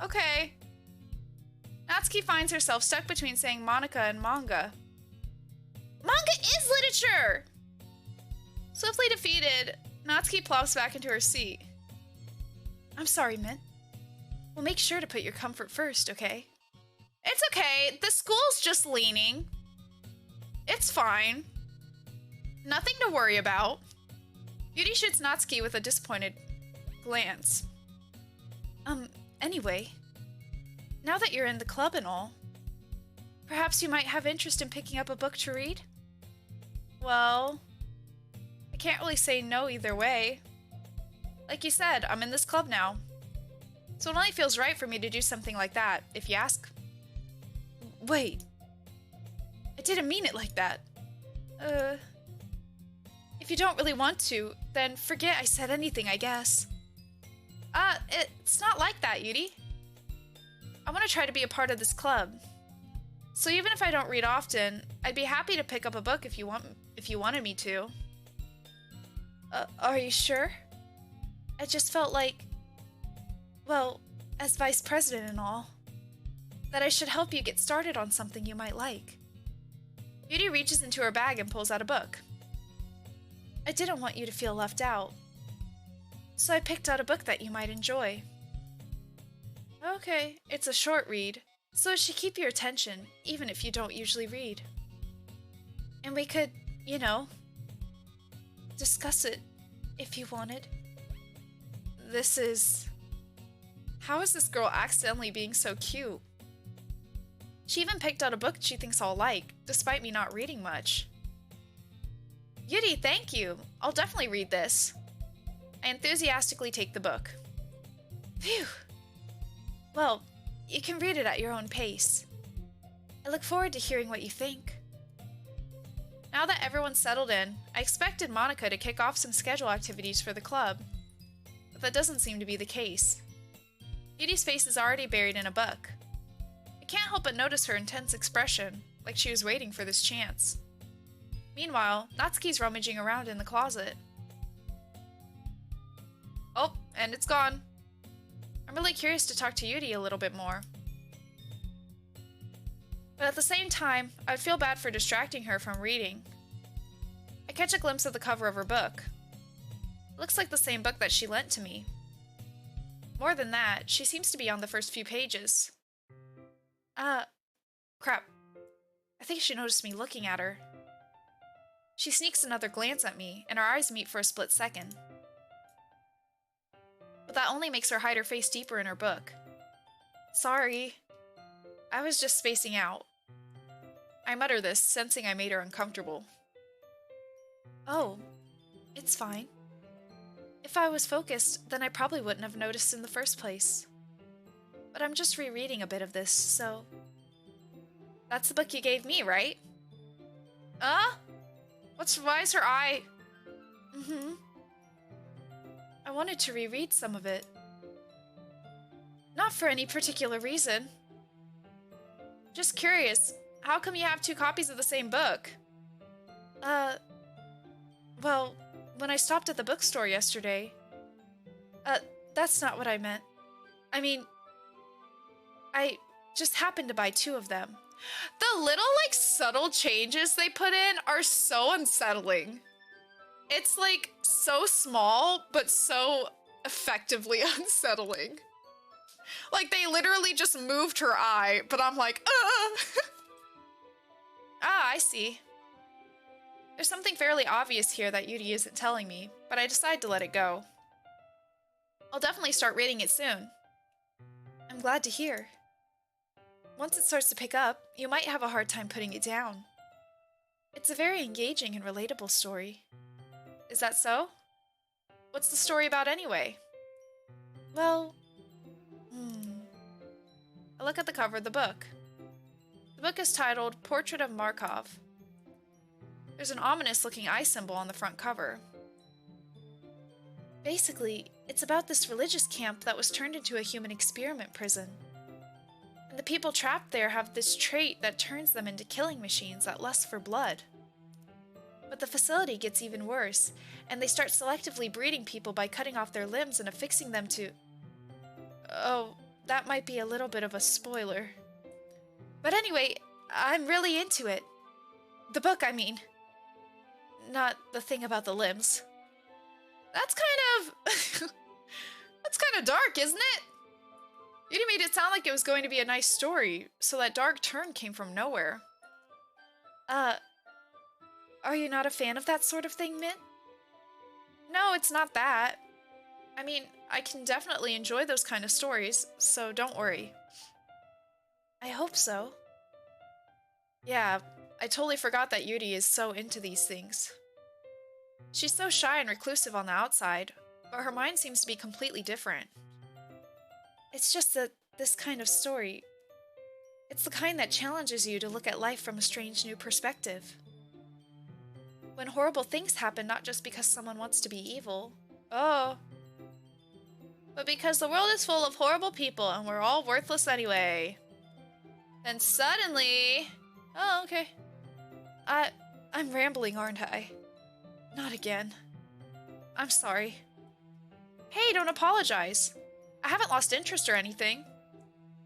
Well, I guess it's alright then. But I feel like I should let you know that I have this problem. When I let things like books and writing fill my thoughts, my whole body gets incredibly something. Did anybody catch the last part of that? I kind of forget to pay attention to other people. So I'm sorry if I end up saying something strange. And please stop me if I start talking too much. Did I say start me? Stop. Stop me. I really don't think you need to worry. That just means you're passionate about reading. The least I can do is listen. It's a literature club, after all. Well, that's true. In fact, I might as well get started reading it, right? Ah! Oh god! Yes! I mean, you don't have to, but... What are you saying? Let me just get the book. I quickly retrieved the book that I had put into my bag. Alright, it's fine if I sit here, right? I slip into the seat next to Yuri's. Yeah. Are you sure? You seem a little apprehensive. I'm sorry. It's not that I don't want you to. It's just something I'm not very used to. That is, reading in company with someone.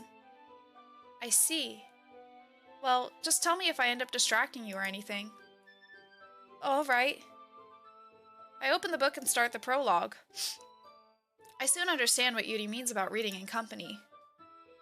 It's as if I can feel a presence over my shoulder as I read. It's not particularly a bad thing. Maybe a little distracting, but the feeling is somewhat comforting. Yuri is in the corner of my eye. I realize that she's not actually looking at her own book. I glance over. It looks like she's reading from my book instead. Sorry. Maybe the feeling of your body heat. Oh. Bathing in the feeling of my body heat? Okay. Yuri, you really apologize a lot, don't you? I do? I don't really mean to. Sorry.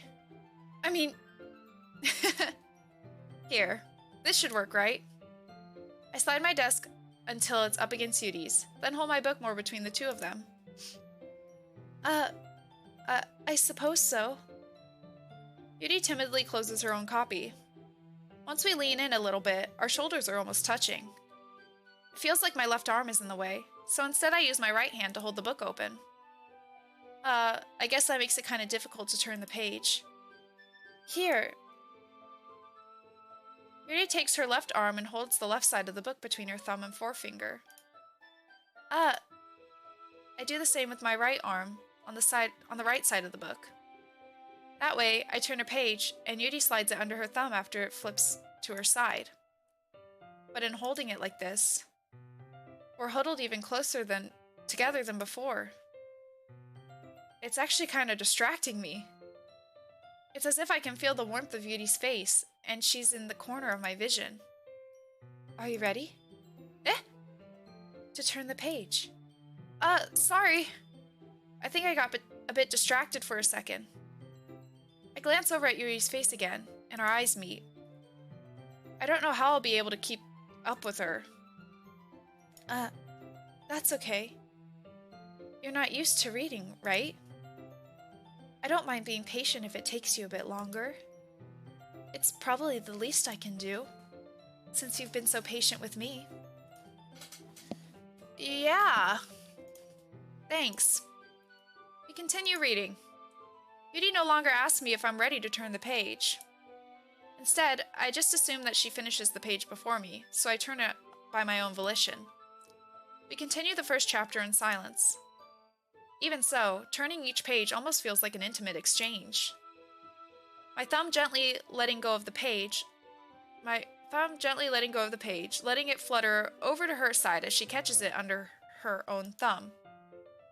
Hey Yuri, this might be a silly thought, but the main character kind of reminds me of you a little bit. Eh? No, I don't relate to this character at all. Definitely not. Really? I was just thinking the way she second guesses things she says and all that. That's what you were talking about. Sorry. I thought you meant something else about her. Something else? Never mind. We didn't even get that far yet. So I don't know why that came into my head. Yuri, are you feeling alright? Eh? Yuri's been a little fidgety ever since we started reading. You can rest if you're feeling sick or something. Your breathing is a little... My breathing? Yuri puts her hand on her chest, as if to feel her heartbeat.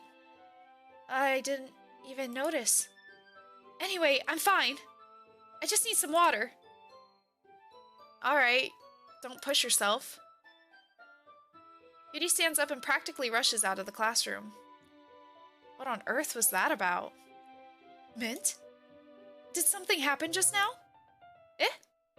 I have no idea. Yuri was acting a little strange, I guess. So you don't know anything? Sorry, I can't say I do. Are you worried about her? Oh, no, not really. I was just making sure that you didn't do anything to her. No, nothing. Don't worry. I believe you, silly. Yuri just does this sometimes, so it's nothing alarming. Alright, if you say so. Anyway, why don't we start with sharing our poems with each other? Eh? Shouldn't we wait for Yuri? Well, she might be a while, so I figured we'd get started without her. Is that okay? Or she said that. Yeah, I was just asking. I stand up. I make a mental note of where I left off in the book, then slip it back into my bag. Okay, who should I show my poem to first? I guess Natsuki. I told Natsuki I was interested in her poems yesterday. It's probably only fair if I shared mine with her first. Well, it's about what I expected from someone like you. That's a little blunt. Well, excuse me. It's not like I said it was bad. It just didn't evoke any emotions. So basically, it's not cute enough for your tastes? Do you want to get smacked? I'll pass. Well, anyway, I guess I need to show you mine. Not that you'll like it.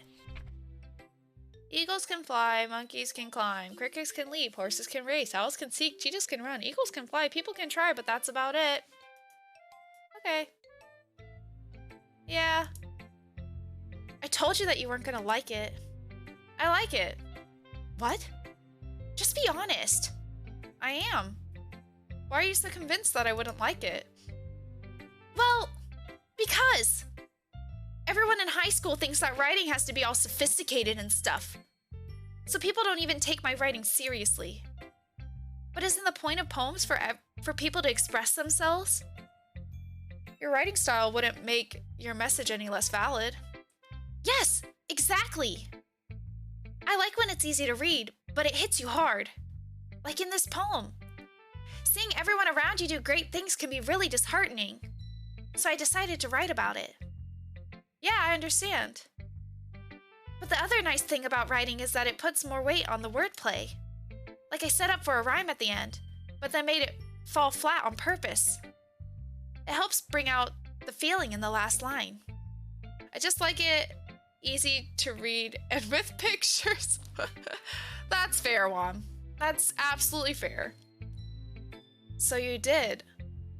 I guess more went into it than I realized. That's what it means to be a pro. I'm glad you learned something. Didn't expect that from the youngest one here, did ya? Yeah, guess not. I decided to humor her with that last comment. I don't really care how old everyone is, but if Natsuki is feeling proud, then I won't take that away from her. Oh my god, I can't stop yawning. Wake up! I'm not even tired, I just can't stop yawning. Hi, Mint! Having a good time so far? Yeah. Good, glad to hear it. By the way, since you're new and everything, if you ever have any suggestions for the club, like new activities or things we can do better, I'm always listening.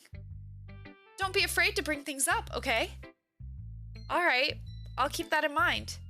Of course I'll be afraid to bring things up. I'm much better off just going with the flow until I'm more settled in.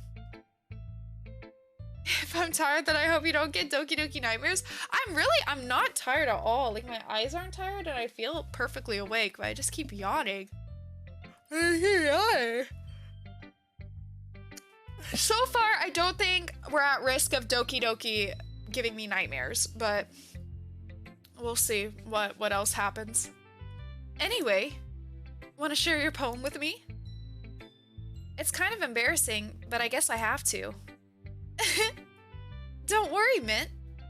We're all a little embarrassed today, you know?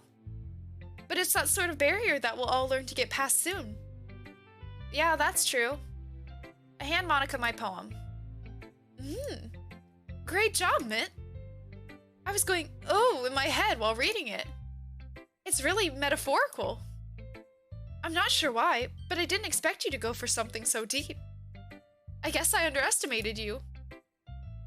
It's easiest for me to keep everyone's expectations low. That way, it always counts when I put in some effort. That's not very fair. Well, I guess it worked anyway. You know that Yuri likes this kind of writing, right? Writing that's full of imagery and symbolism. Sometimes I feel like Yuri's mind is just totally detached from reality. I don't mean that like it's a bad thing, though. But sometimes I get the impression that she's just totally given up on people. She spends so much time in her own head that it's probably a much more interesting place for her. But that's why she gets so happy when you treat her with a lot of kindness. I don't think she's used to being indulged like that. She must be really starved for social interaction, so don't blame her for coming on a little strongly. Like earlier. I think if she gets too stimulated, she ends up withdrawing and looking for alone time. Suddenly, the door opens. Yuri! I'm back. Did I miss anything? Not really. Well, we all started sharing our poems with each other. Eh? Already? I'm sorry for being late. No need to apologize. We still have plenty of time, so I'm more glad that you took all the time you needed. All right. Thanks, Monica. I suppose I should go get my poem now. Anyway, do you want to read my poem now? Don't worry, I'm not very good. You sound pretty confident for someone who claims to not be very good. Well, that's because I have to sound confident. That doesn't mean I always feel that way, you know? I see. Well, let's read it then. Hole in the wall. But he wasn't looking at me. Confused, I frantically glance at my surroundings. But my burned eyes can no longer see color. Are there others in this room? Are they talking? Or are they simply poems on flat sheets of paper? The sound of frantic scrawling playing tricks on my ears? The room begins to crinkle, closing in on me. The air I breathe dissipates before it reaches my lungs. I panic. There must be a way out. It's right there. He's right there. Swallowing my fears, I brandish my pen. I'm just waiting for the moment you put the paper down and a jump scare is going to appear. I know! Me too! So, what did you think? It's very freeform, if that's what you call it. Sorry, I'm not really the right person to ask for feedback. That's okay. Yeah, that kind of style has gotten pretty popular nowadays. That is, a lot of poems have been putting emphasis on the timing between words and lines. When performed out loud, it can be really powerful. What was the inspiration behind this one? Well, I'm not sure if I know how to put it. I guess you could say that I had some kind of epiphany recently. It's been influencing my poems a bit. An epiphany? Yeah, something like that. I'm kind of nervous to talk about deep stuff like that, but it's kind of coming on strongly. Maybe after everyone is better friends with each other. Anyway, here's Monica's writing tip of the day. Sometimes when you're writing a poem or a story, your brain gets too fixated on a specific point. If you try so hard to make it perfect, then you'll never make any progress. Just force yourself to get something down on the paper and tidy it up later. Another way to think about it is this. If you keep your pen in the same spot for too long, you'll just get a big dark puddle of ink. So just move your hand and go with the flow. That's my advice for today. Thanks for listening. Okay. Who should I show my poem to next? It's like they go for like such periods of time where there's nothing like weird happening too, that you like put your guard down and forget that we're apparently playing like a fucked up version now. As Yuri reads the poem, I notice her eyes lighten. Exceptional. Eh? What was that? Did I say that out loud? Yuri first covers her mouth, but then ends up covering her whole face. A lot of them have been with Yuri, though. Like, messing with her. Her words and her face. He's going to hate me. You really didn't do anything wrong, Yuri. Eh? That's... I guess you're right. What am I getting so nervous for? Yuri takes a breath. So, what kind of writing experience do you have? Your use of imagery and metaphors indicates you've written a lot of poetry before. Really? Wow, that's a huge compliment coming from you. This is actually my first time, really. Huh? Yuri stares at me blankly, then looks at my poem again. Well, I know that. I just meant, Yuri trails off, unable to find an excuse. She traces her finger along the words in the poem, as if breaking it down more thoroughly. Yeah, okay. This is the reason I was able to tell. It's just that there are specific writing habits that are usually typical of new writers. And having been through that myself, I kind of learned to pick up on them. I think the most noticeable thing I recognize in new writers is that they try to make their style very deliberate. In other words, they tend to pick a writing style separate from the topic matter, and they form-fit the two together. The end result is that both the style and the expressiveness are weakened. Once Yuri finds her train of thought, it's as if her demeanor totally changes. Her stammering is completely gone, and she sounds like an expert. Of course, that's not something you can be blamed for. There's so many different skills and techniques that go into writing even a simple poem. Not just finding them and building them, but getting them to work together is probably the most challenging part. It might take you some time, but it all comes with practice, and learning by example, and trying new things. I also hope that everyone in the club gives you valuable feedback. Natsuki can be a little bit biased, though. Biased? How? Well, never mind. I shouldn't be talking about other people like that. Sorry. It's fine. I'm not sure if Yuri is apologizing to me, to herself, or to Natsuki. Do you mind if I read your poem now? Please do! I'd love to share my thought process behind it. Yuri smiles dreamily, as if that's a rare opportunity for her. Which itself is kind of funny. After all, isn't this supposed to be a literature club? Ghost under the light. The tendrils of my hair illuminate beneath the amber glow. Bathing. It must be this one. The last remaining streetlight to have withstood the test of time. The last yet to be replaced by the sickening blue-green hue of the future. I bathe. Calm. Calm, breathing air of the present, but living in the past. The light flickers. I flicker back. I'm sorry I have such terrible handwriting. What? I wasn't thinking that at all. But it took you a long time to read. Well, I just don't read script very often. I actually think your handwriting is pretty. Eh? That's a relief. Also, I like the poem. Even though it's short, it was really descriptive. It wasn't too short? I usually write longer poems. Not at all. I'm really glad you like it. I'll be honest. Since it's our first time sharing, I wanted to write something a little more mild. Something easy to digest, I suppose. Are you into ghosts, Yuri? Actually, the story isn't about a ghost at all, Mint. Really? I must have totally missed the point. Well, I suppose you did only glance over it, after all. But remember that poets often express their own thoughts, feelings, and experiences in their work. They usually do more than tell a simple story or paint a picture. In this case, perhaps the subject of the poem is only being symbolically compared to a ghost. Lingering in her last remaining place of comfort, unable to let go of the past, and soon to be left with nothing. That's a lot more solemn, putting it that way. I hadn't even thought of that. That's impressive. Eh? It's nothing, really. Yours was impressive, too. Nah. If anything, I could probably learn a thing or two from you. You think so? Yeah, of course.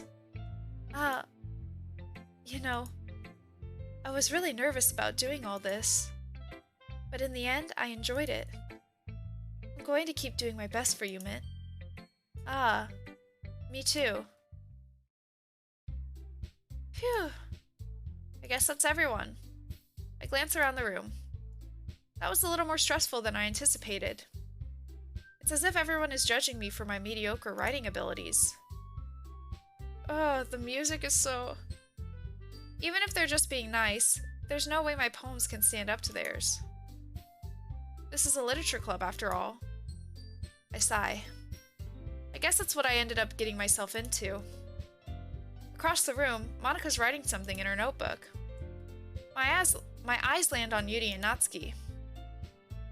They gingerly exchange sheets of paper, sharing their respective poems. As they read in tandem, I watch each of their expressions change. Natsuki's eyebrows furrow in frustration. Meanwhile, Yuri smiles sadly. What's with this language? Eh? Did you say something? Oh, it's nothing. Natsuki dismissively returns the paper to the desk with one hand. I guess you could say it's fancy. Thanks. Yours is cute. Cute? Did you completely miss the symbolism or something? It's clearly about the feeling of giving up. How can that be cute?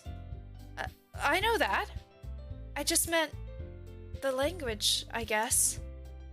I was trying to say something nice. Eh? You mean you have to try that hard to come up with something nice to say? Thanks, but it really didn't come out nice at all. Well, I do have a couple of suggestions. If I was looking for suggestions, I would have asked someone who actually liked it. Which people did, by the way. Monika liked it. And Mint did too. So based on that, I'll gladly give you some suggestions of my own. First of all, excuse me. I appreciate the offer, but I've spent a long time establishing my writing style. I don't expect to change anytime soon, unless of course I come across something particularly inspiring, which I haven't yet. And Mint liked my poem too, you know. He even told me he was impressed by it. Natsuki suddenly stands up. Oh? I didn't realize you were so invested in trying to impress our new member, Yuri. Eh? That's not what I... You're just... Yuri stands up as well. Maybe you're just jealous that Mint appreciates my advice more than he appreciated yours. Huh? And how do you know he didn't appreciate my advice more? Are you that full of yourself? No. If I was full of myself, I would deliberately go out of my way to make everything I do overly cutesy. Ugh! Well, you know what? I wasn't the one whose boobs magically grew a size bigger as soon as Mint started showing up. Hello? Natsuki. Natsuki, that's a little... Oops, I clicked out of the game again. This doesn't involve you. Taking out your own insecurities on others like that. Oh, okay. Oh, stop it. You really act as young as you look, Natsuki. Me? Look who's talking, you wannabe edgy bitch. Edgy? Sorry that my lifestyle is too much for someone of your mental age to comprehend. Oh god, it's making me anxious. See? Just saying that proves my point. Most people learn to get over themselves after they graduate middle school, you know. If you want to prove anything, then stop harassing others with your sickening attitude. You think you can counterbalance your toxic personality just by dressing up and acting cute? The only cute thing about you is how hard you try. Whoa, be careful or you might cut yourself on that edge, Yuri. Oh, my bad. You already do, don't you? Did you just accuse me of cutting myself? What the fuck is wrong with your head? Yeah, go on. Let me hear everything you really think. I'm sure I'll be head over heels for you after this. Suddenly, Yuri turns toward me, as if she just noticed I was standing here. Mint, she's just trying to make me look bad. That's not true. She started it. Oh. Okay. That's fine. I had no idea what... Okay. Who do we pick? These are my two favorite ones, though. I don't like it when they make me pick between the two of them. It's harder. We'll pick Yuri, though.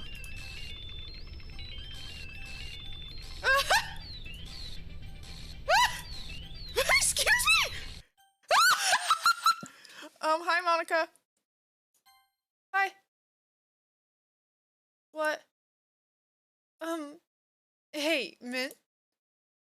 Why don't we step outside for a little bit? Okay? Okay. Sorry about that. They really shouldn't have tried to get you involved. It's probably better for us to stay out of this. We'll go back inside once they're done yelling. Some president I am, right? I can't even confront my own club members properly. I just wish I was able to be a little more assertive sometimes. But I never have it in me to put my foot down against others. You understand, right? Anyway, if this makes you want to spend less time with the others, then that's fine. I'd be happy to spend time with you instead.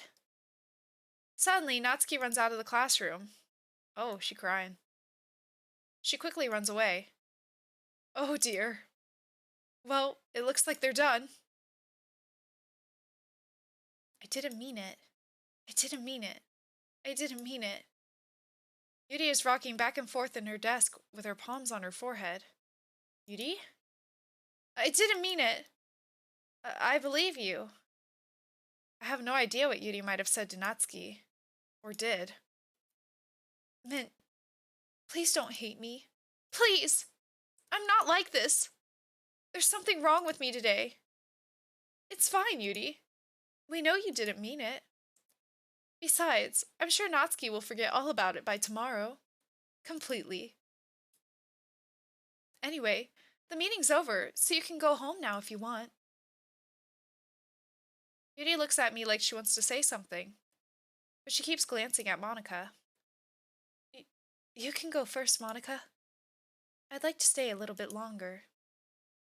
I'm the president, so I should be the last one out. I'll wait for you to be done. Well, I'm vice president, so please let me take that responsibility today. It kind of sounds like you don't want me around for something, Yuri. It's not that. It's not that. I didn't get much of a chance to discuss my book with Mint. It would just be embarrassing with you listening. I guess I really don't have a choice, do I? I'm sorry for causing trouble. Oh, okay. Alright, that's fine. Okay. That's good and fine. Good and fine and good. And well and good and fine.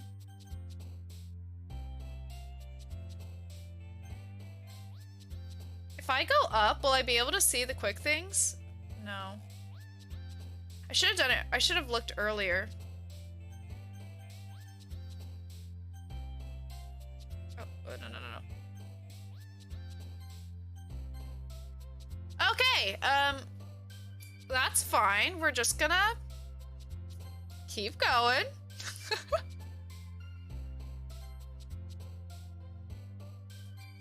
Uh-huh.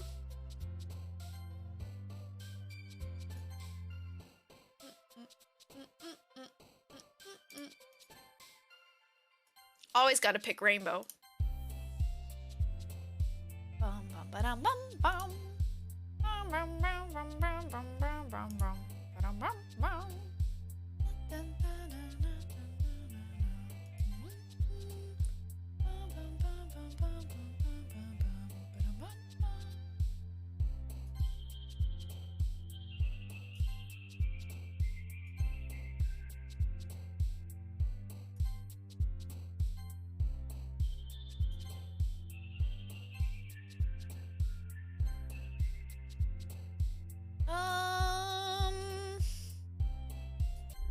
Oh, okay. This is fine.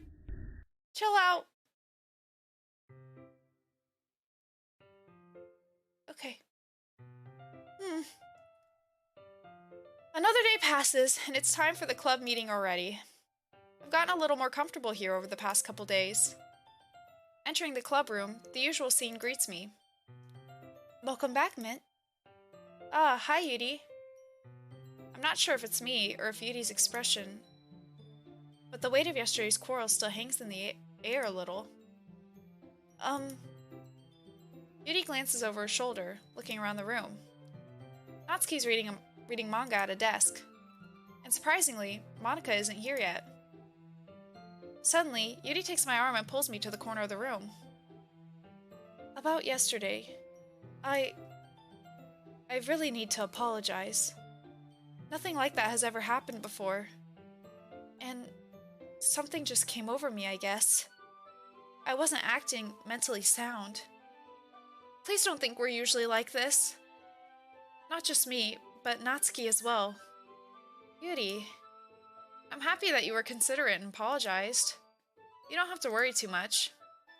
Even though I've only been here a couple days, I could tell something was off yesterday. Maybe we were just a little extra sensitive because it was our first time sharing poems. But whatever it was, it didn't make me think any less of you. I had already decided that there's no way you can be a bad person. And now that you're apologizing, I know you really didn't mean it. Mint, don't say those kind of things so frankly. They make me a little too happy. I'm really glad that you're such an understanding person. And I'm really glad that you joined this club. Everything is a little brighter with you around and... Sorry, what am I saying right now?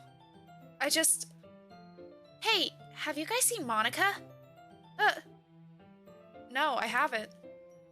I was also kind of wondering where she was. Man... Yuri, I'm guessing you haven't either? Yuri is clearly taken aback by how calmly Natsuki is addressing her. No, I haven't. Jeez, this isn't like her at all. I know it's stupid, but I can't help but worry a little bit. What?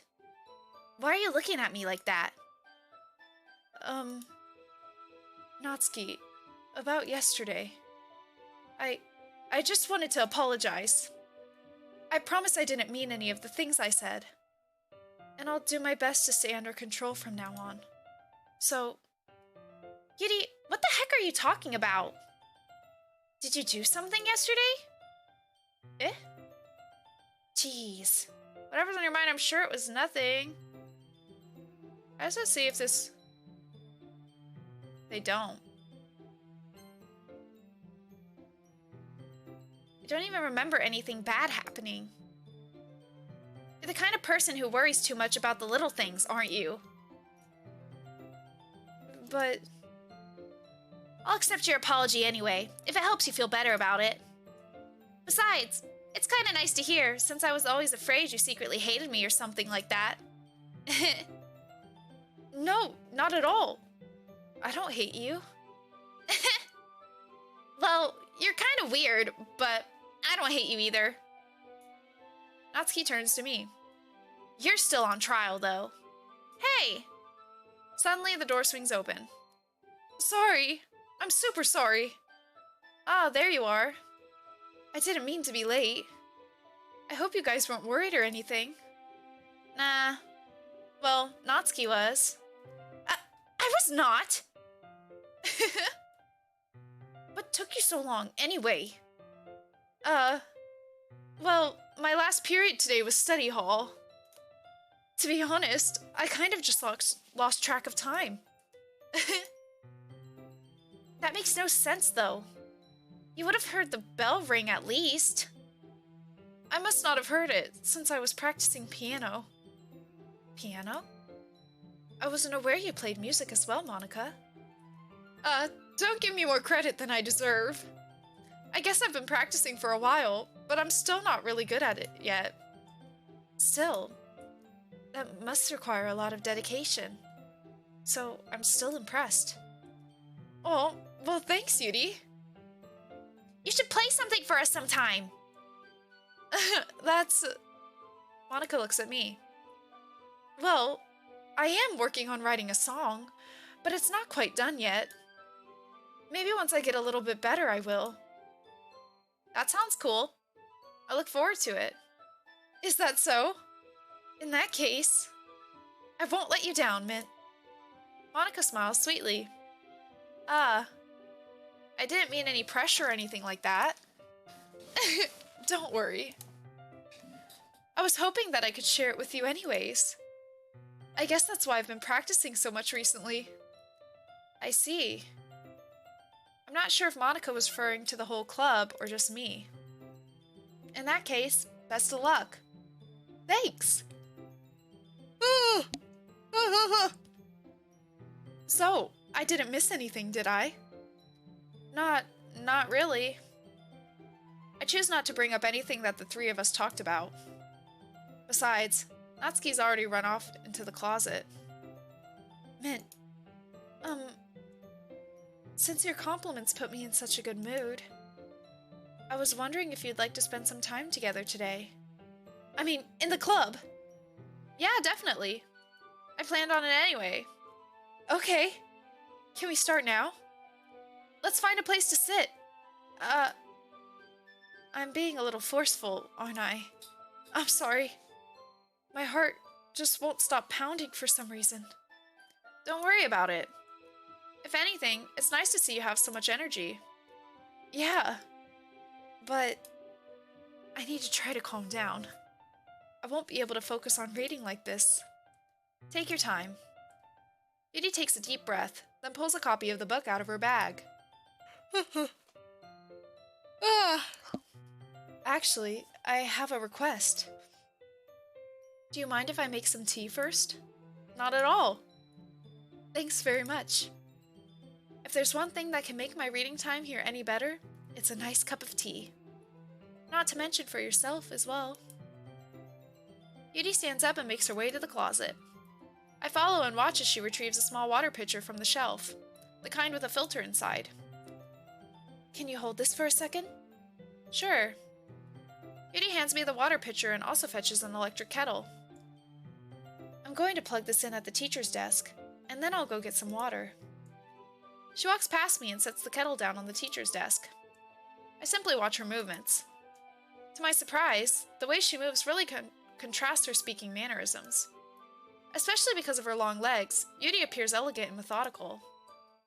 Okay, may I have the water pitcher? Thanks. I'll be right back. I might as well walk with you. That's okay.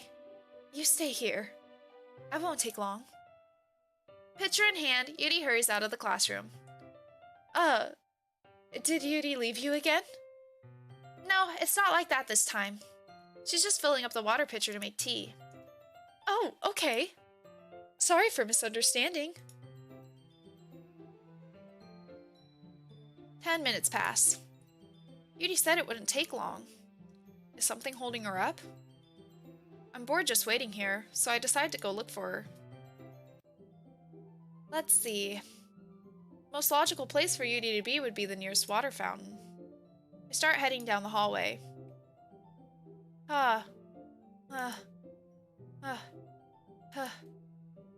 What's that noise? It's coming from around the corner. It sounds like breathing. The fuck? A sharp inhale, like someone is sucking the air through their teeth. Are they in pain? I reach the corner and peer around it. Yuri?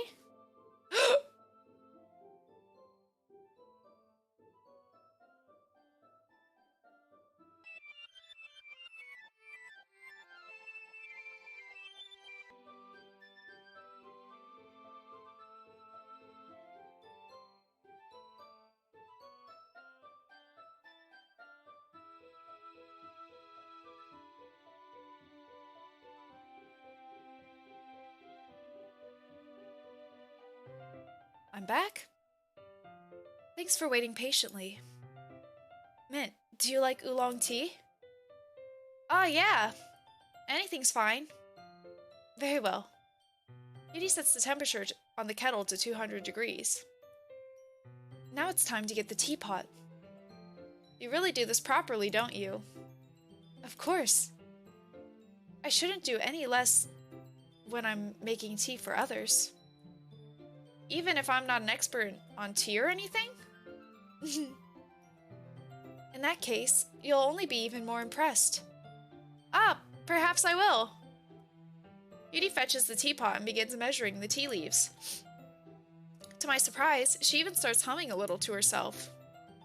You must be in a good mood now. Is that so? I was letting it show, and you noticed.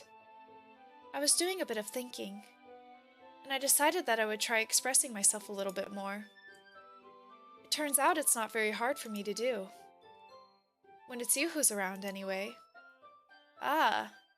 That's great, Yuri. Just don't push yourself too much. You're always worrying about me, Mint. It's very endearing. Yuri wasn't kidding. I don't even know if I can keep up with this. I watch Yuri pour a cup of tea for each of us. Mint, I have another request.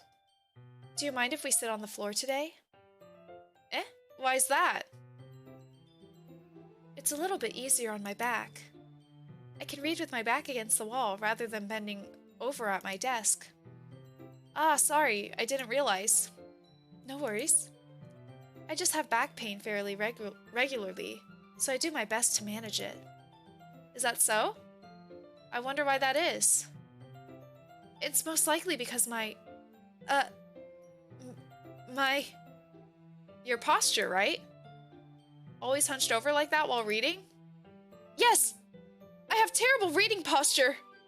So that's why we should sit on the floor. Fair enough. I'll go ahead and get the book. I retrieve the book from my bag. I have some chocolate as well. It's a bag of small chocolate candies. I take it, since it'll go well with the tea. Yuri and I then sit against the wall, teacups at our sides. As if in sync, we assume the same reading position as last time, each holding one half of the book. Except this time, our bodies are even closer to each other. I can't see too well. Yuri slides closer until our shoulders are touching. How am I supposed to focus on reading like this? Yuri was always kind of cute, but when she's being less apprehensive, it's almost more than I can handle. Your teacup. Yuri hands me my teacup. Holding it with my hand that's not holding the book, I end up in a position that makes it even harder to focus. Because now I need to worry about making sure I don't accidentally touch her chest. Meanwhile, Yuri hasn't noticed a single thing. She wears her intense reading expression, and I can only presume the world around her has faded away. I use all of my willpower to focus on reading. After a few minutes, I finally manage to relax a little. I put the teacup between my legs and fumble with the chocolate wrapper. Sorry. I briefly let go of the book to finish opening the wrapper. You can have as much as you want. That's okay. I won't take any. Eh? Are you sure? Well, if I touch it, then it might get smudges on the pages. You're right. I didn't even think about that. My bad. No need to apologize. I'll hold the book, okay? Are you sure? Of course. Oh, I love this picture. She's so pretty. Yuri opens the book with both hands. She holds it so that I don't have any harder of a time reading from it. But as a result, her left arm is practically resting on top of my leg. Well, in that case, Yuri is already totally focused on reading again. I take a chocolate candy and pop it into my mouth. Then, I take another chocolate, and I hold it up to Yuri. She doesn't even look away from the book. She simply parts her lips as if the situation was completely natural. But that means I can't stop here. I apprehensively place the chocolate into her mouth. Just like that, Yuri closes her lips over it. Eh? Yuri's expression suddenly breaks. Did I just... Yuri looks at me like she needs to confirm what just happened. Mint. Sorry. I guess I shouldn't have done that. Yuri starts to breathe heavily. I can't. Mint. Suddenly, Yuri forcefully grabs my arm and jerks me to my feet. My teacup gets knocked over. Mint. Oh, my heart. My heart won't stop pounding, Mint. I can't calm down. I can't focus on anything anymore. Can you feel it, Mint? Yuri suddenly presses my hand against her chest. Why is this happening to me? Oh god. I feel like I'm losing my mind. I can't make it stop. Oh god. It even makes me not want to read. I just want to look at you. Oh, you're looking all right. Stop staring at me with them big old eyes. Okay. Uh-huh. Okay. Yeah. Mm-hmm. Yeah, okay. Are you done yet? You're still... Okay. Alright. Alright, okay, she's done. Alright. Jesus Christ. Bruh. It's giving me goosebumps. Thank you for the hydrate, Silver. Oh my god. That was fucking creepy.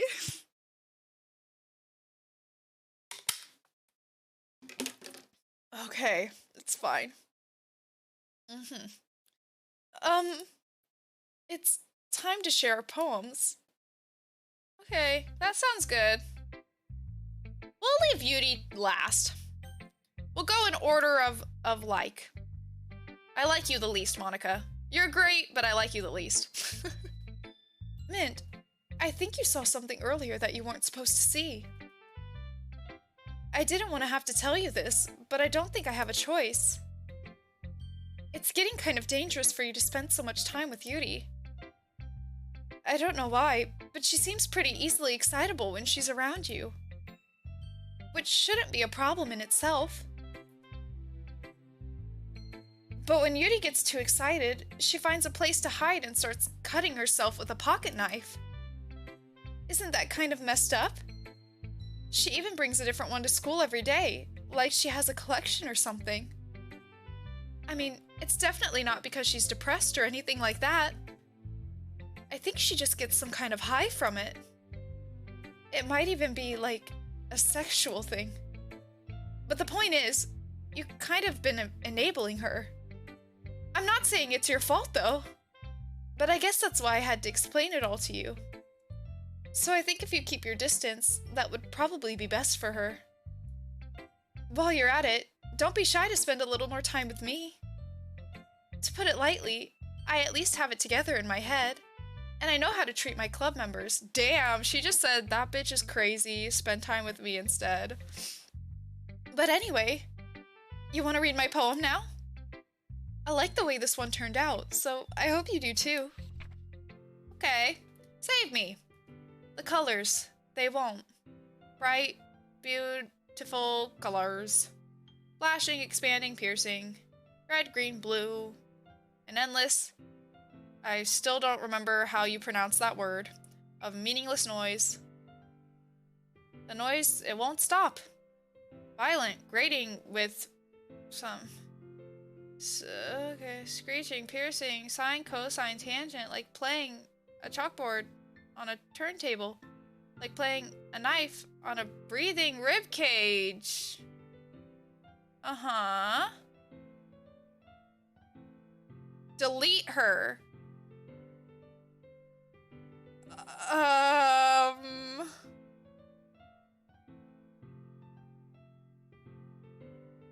Okay. That's nice. Sorry, I know it's kind of abstract. I'm just trying to, well, never mind. There's no point in explaining. Anyway, here's Monica's writing tip of the day.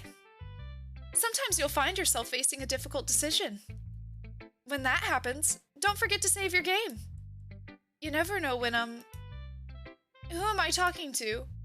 Can you hear me? Tell me you can hear me. I can hear you, babe. Anything. Please help me. Okay. That's my advice for today. Thanks for listening. Okay. Alrighty. Okay. Yeah. That's totally normal and makes perfect sense. Okay. Well, it's not really any worse than your last one. But I can't really say it's any better either. Phew. Huh? Phew what? Well, anything that isn't a train wreck, I'll take as a win. And I get the feeling you're probably the most critical. Hey! What makes you... Wait, maybe that was a compliment? Glad to see someone recognizes my experience. Well then, keep practicing and maybe you'll be as good as me someday. That's, something tells me Natsuki completely missed the point. Just make sure you find a little bit of influence. Just make sure you find a little bit of influence from everyone. I think you're at least being influenced by Yuri a little bit, aren't you? I mean, I know you've been, like, spending some time with her or whatever.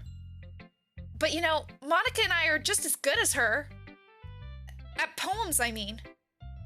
So you should really try to learn something, or you'll never get better. Here's the one I wrote. I'll make sure you learn something from it. Okay. Amy likes spiders. You know what I heard about Amy? Amy likes spiders. Icky, wriggly, hairy, ugly spiders. That's why I'm not friends with her. Amy has a cute singing voice. I heard her singing my favorite love song. Every time she sang the chorus, my heart would pound to the rhythm of the words. But she likes spiders. That's why I'm not friends with her. One time, I hurt my leg really bad. Amy helped me up and took me to the nurse. I tried not to let her touch me. She likes spiders, so her hands are probably gross. That's why I'm not friends with her. Amy has a lot of friends. I always see her talking to people. She probably talks about spiders. What if her friends start to like spiders too?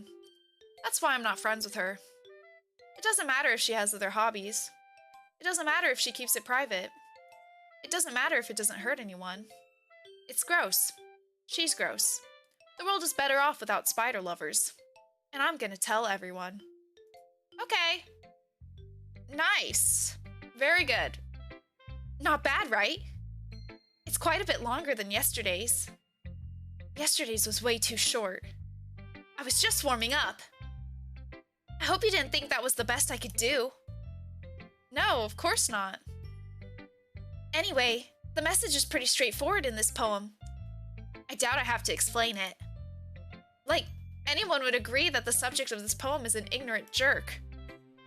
Everyone has some kind of weird hobby or guilty pleasure.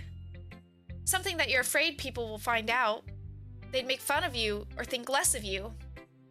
But that just makes people stupid.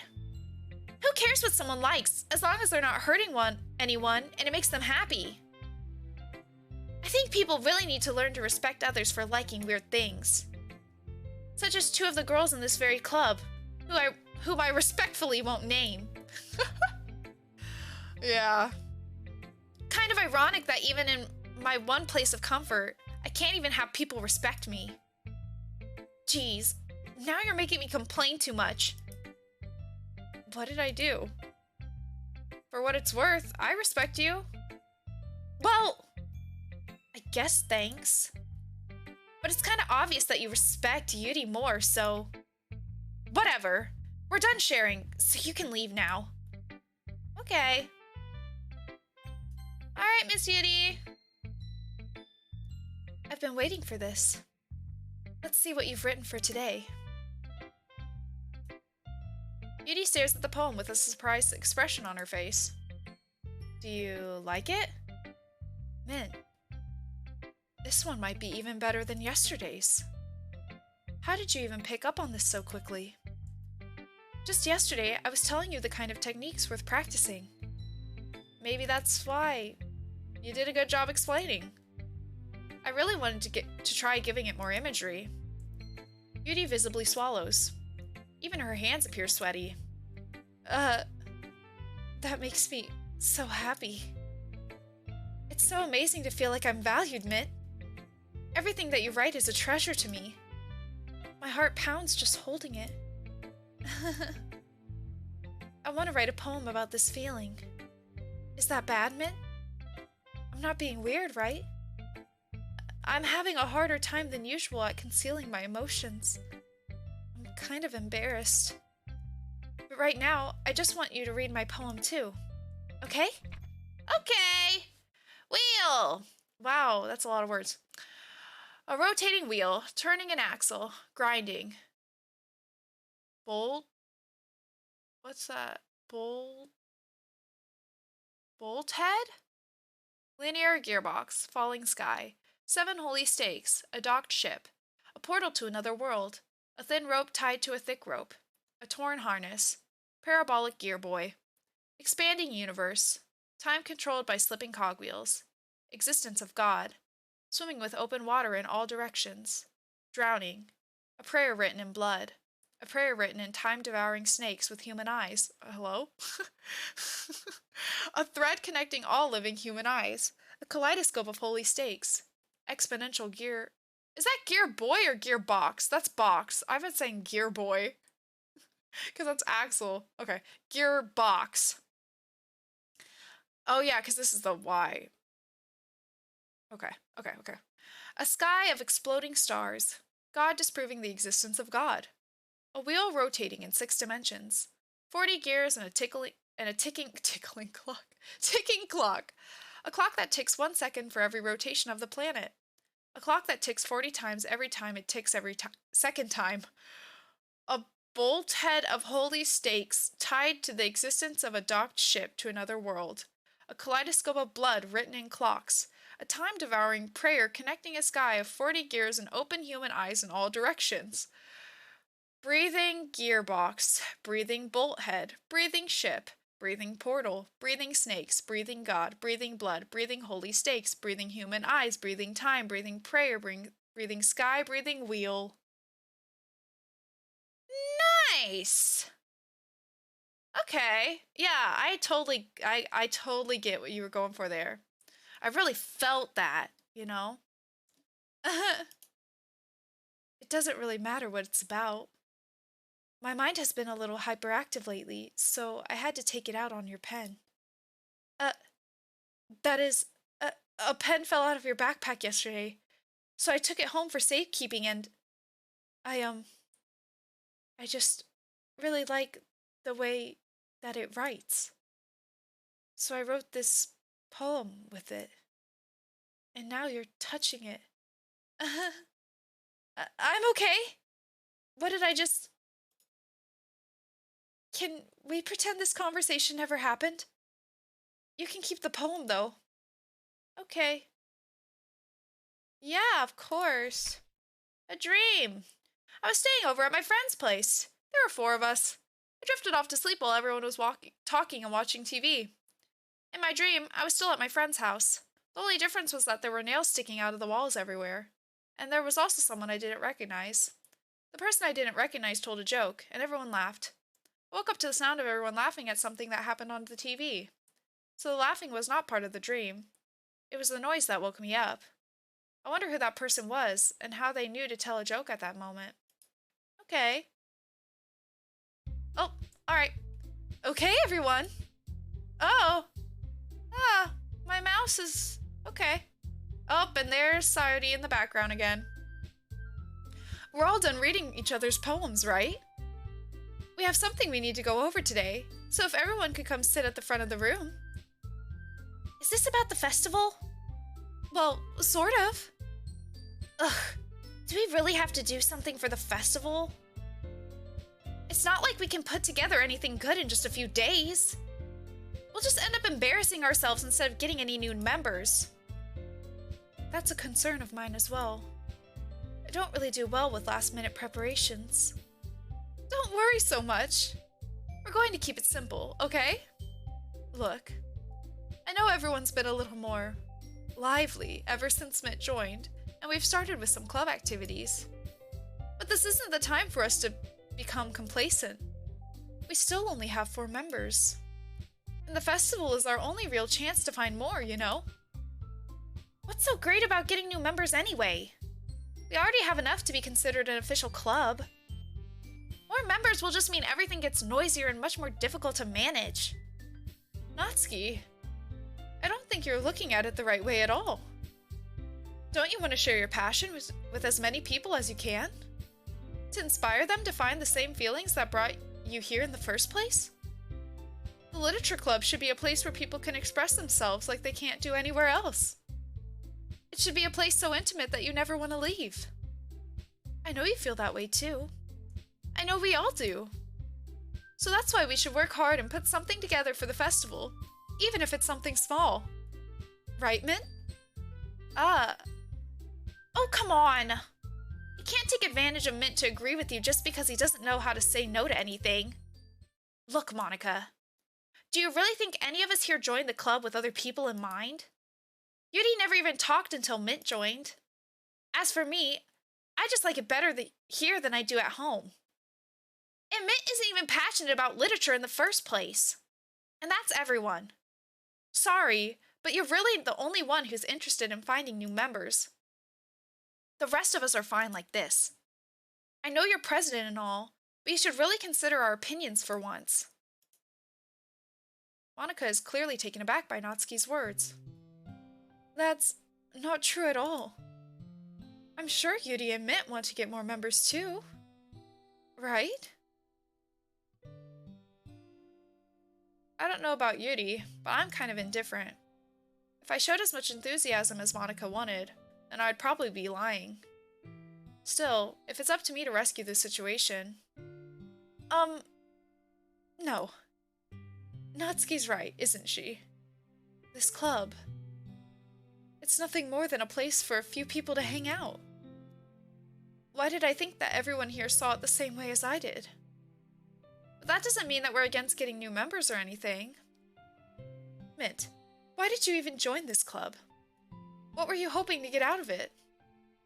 Well, that's not really something I can be honest about, is it? In fact, if I remember, you weren't even given a choice not to join. Monica sits down and stares at her desk. What's the point of all this anyway? What if starting this club was a mistake? Now you've done it, Natsuki. What, me? I just spoke my mind. Is it a crime to be honest?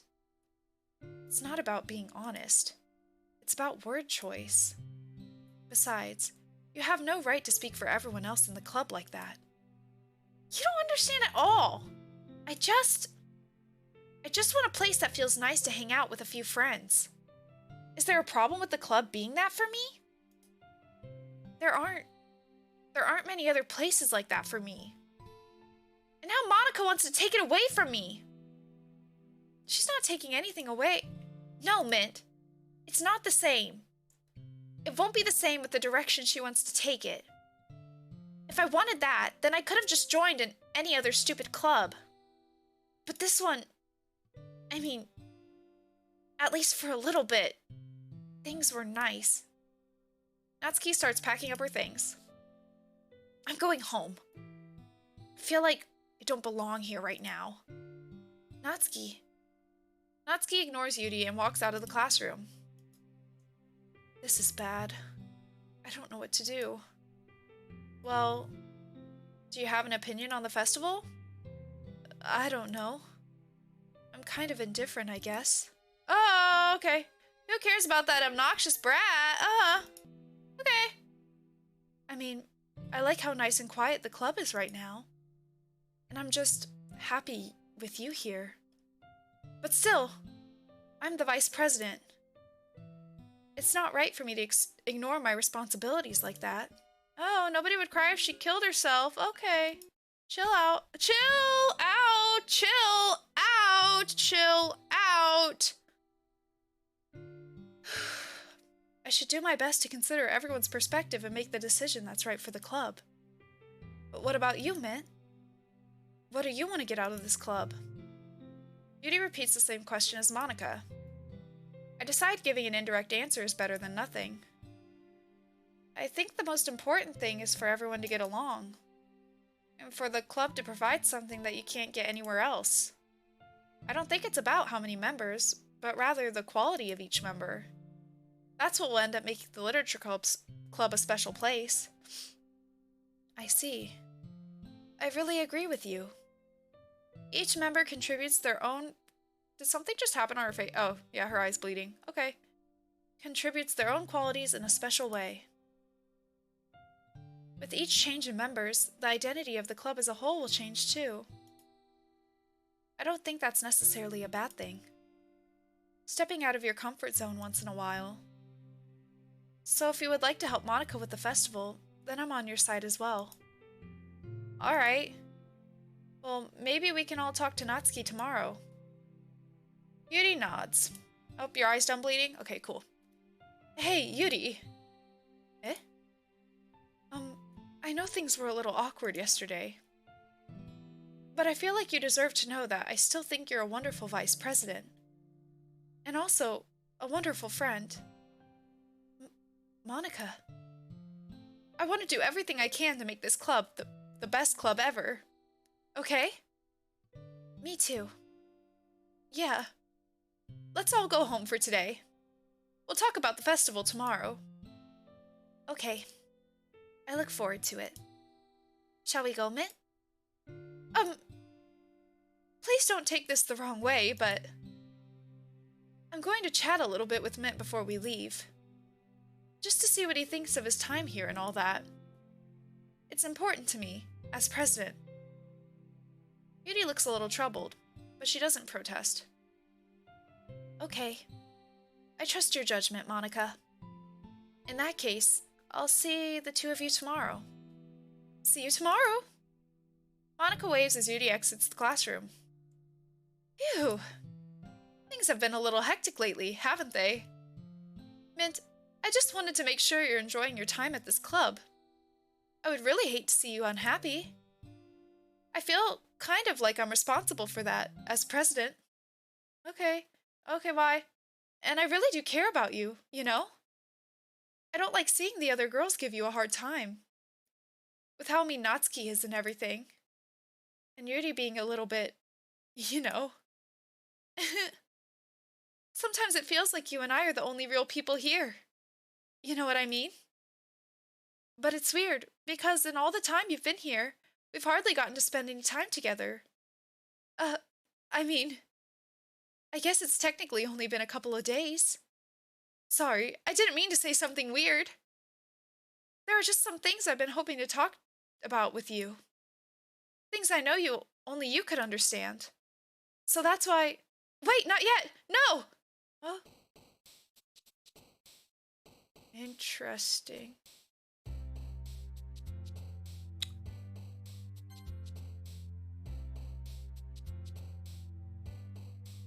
Okay.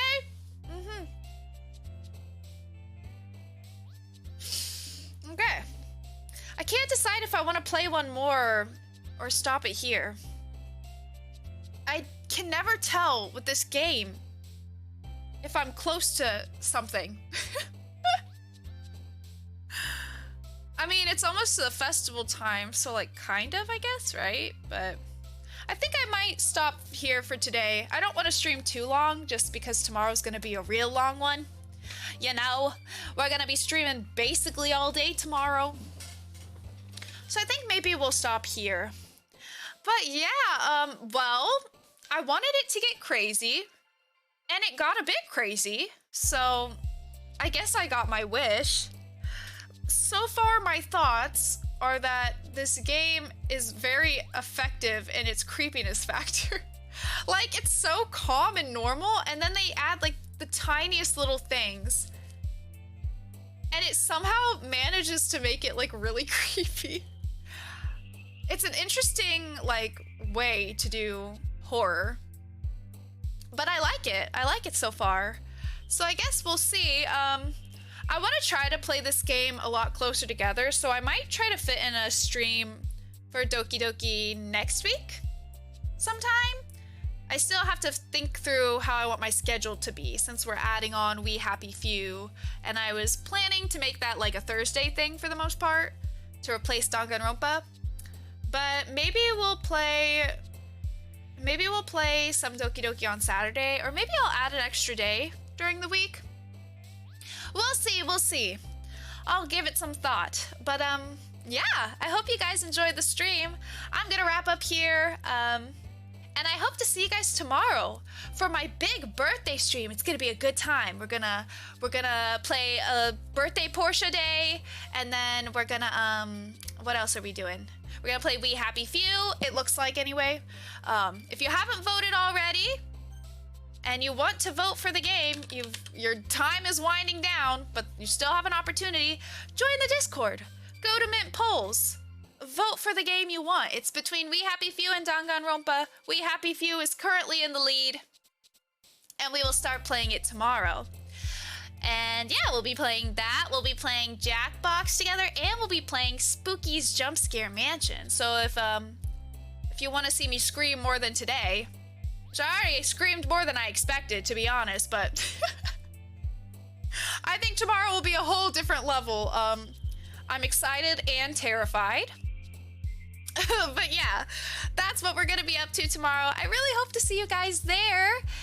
And yeah, thank you so much for watching. I hope you enjoyed the stream, and I will see you guys very, very soon. Oh yeah, one other thing I wanted to mention. I think I'm probably gonna be hanging out in the Discord tonight if anyone wants to hang out. I've been playing the story mode of Danganronpa, so I might stream it and hang out. I'll also mention it in Discord once I'm actually in there. But if anybody feels like hanging out, we'll be doing that. So feel free to join the Discord, come hang out, and yeah, I will see you guys tomorrow for the big birthday stream, alright? Thanks so much for watching. Make sure to hydrate, make sure to eat something, and as always, make sure to do something that'll make you smile before bed. It's a little early, but always good to remember, alright? Make sure you do it. And I will see you guys very soon.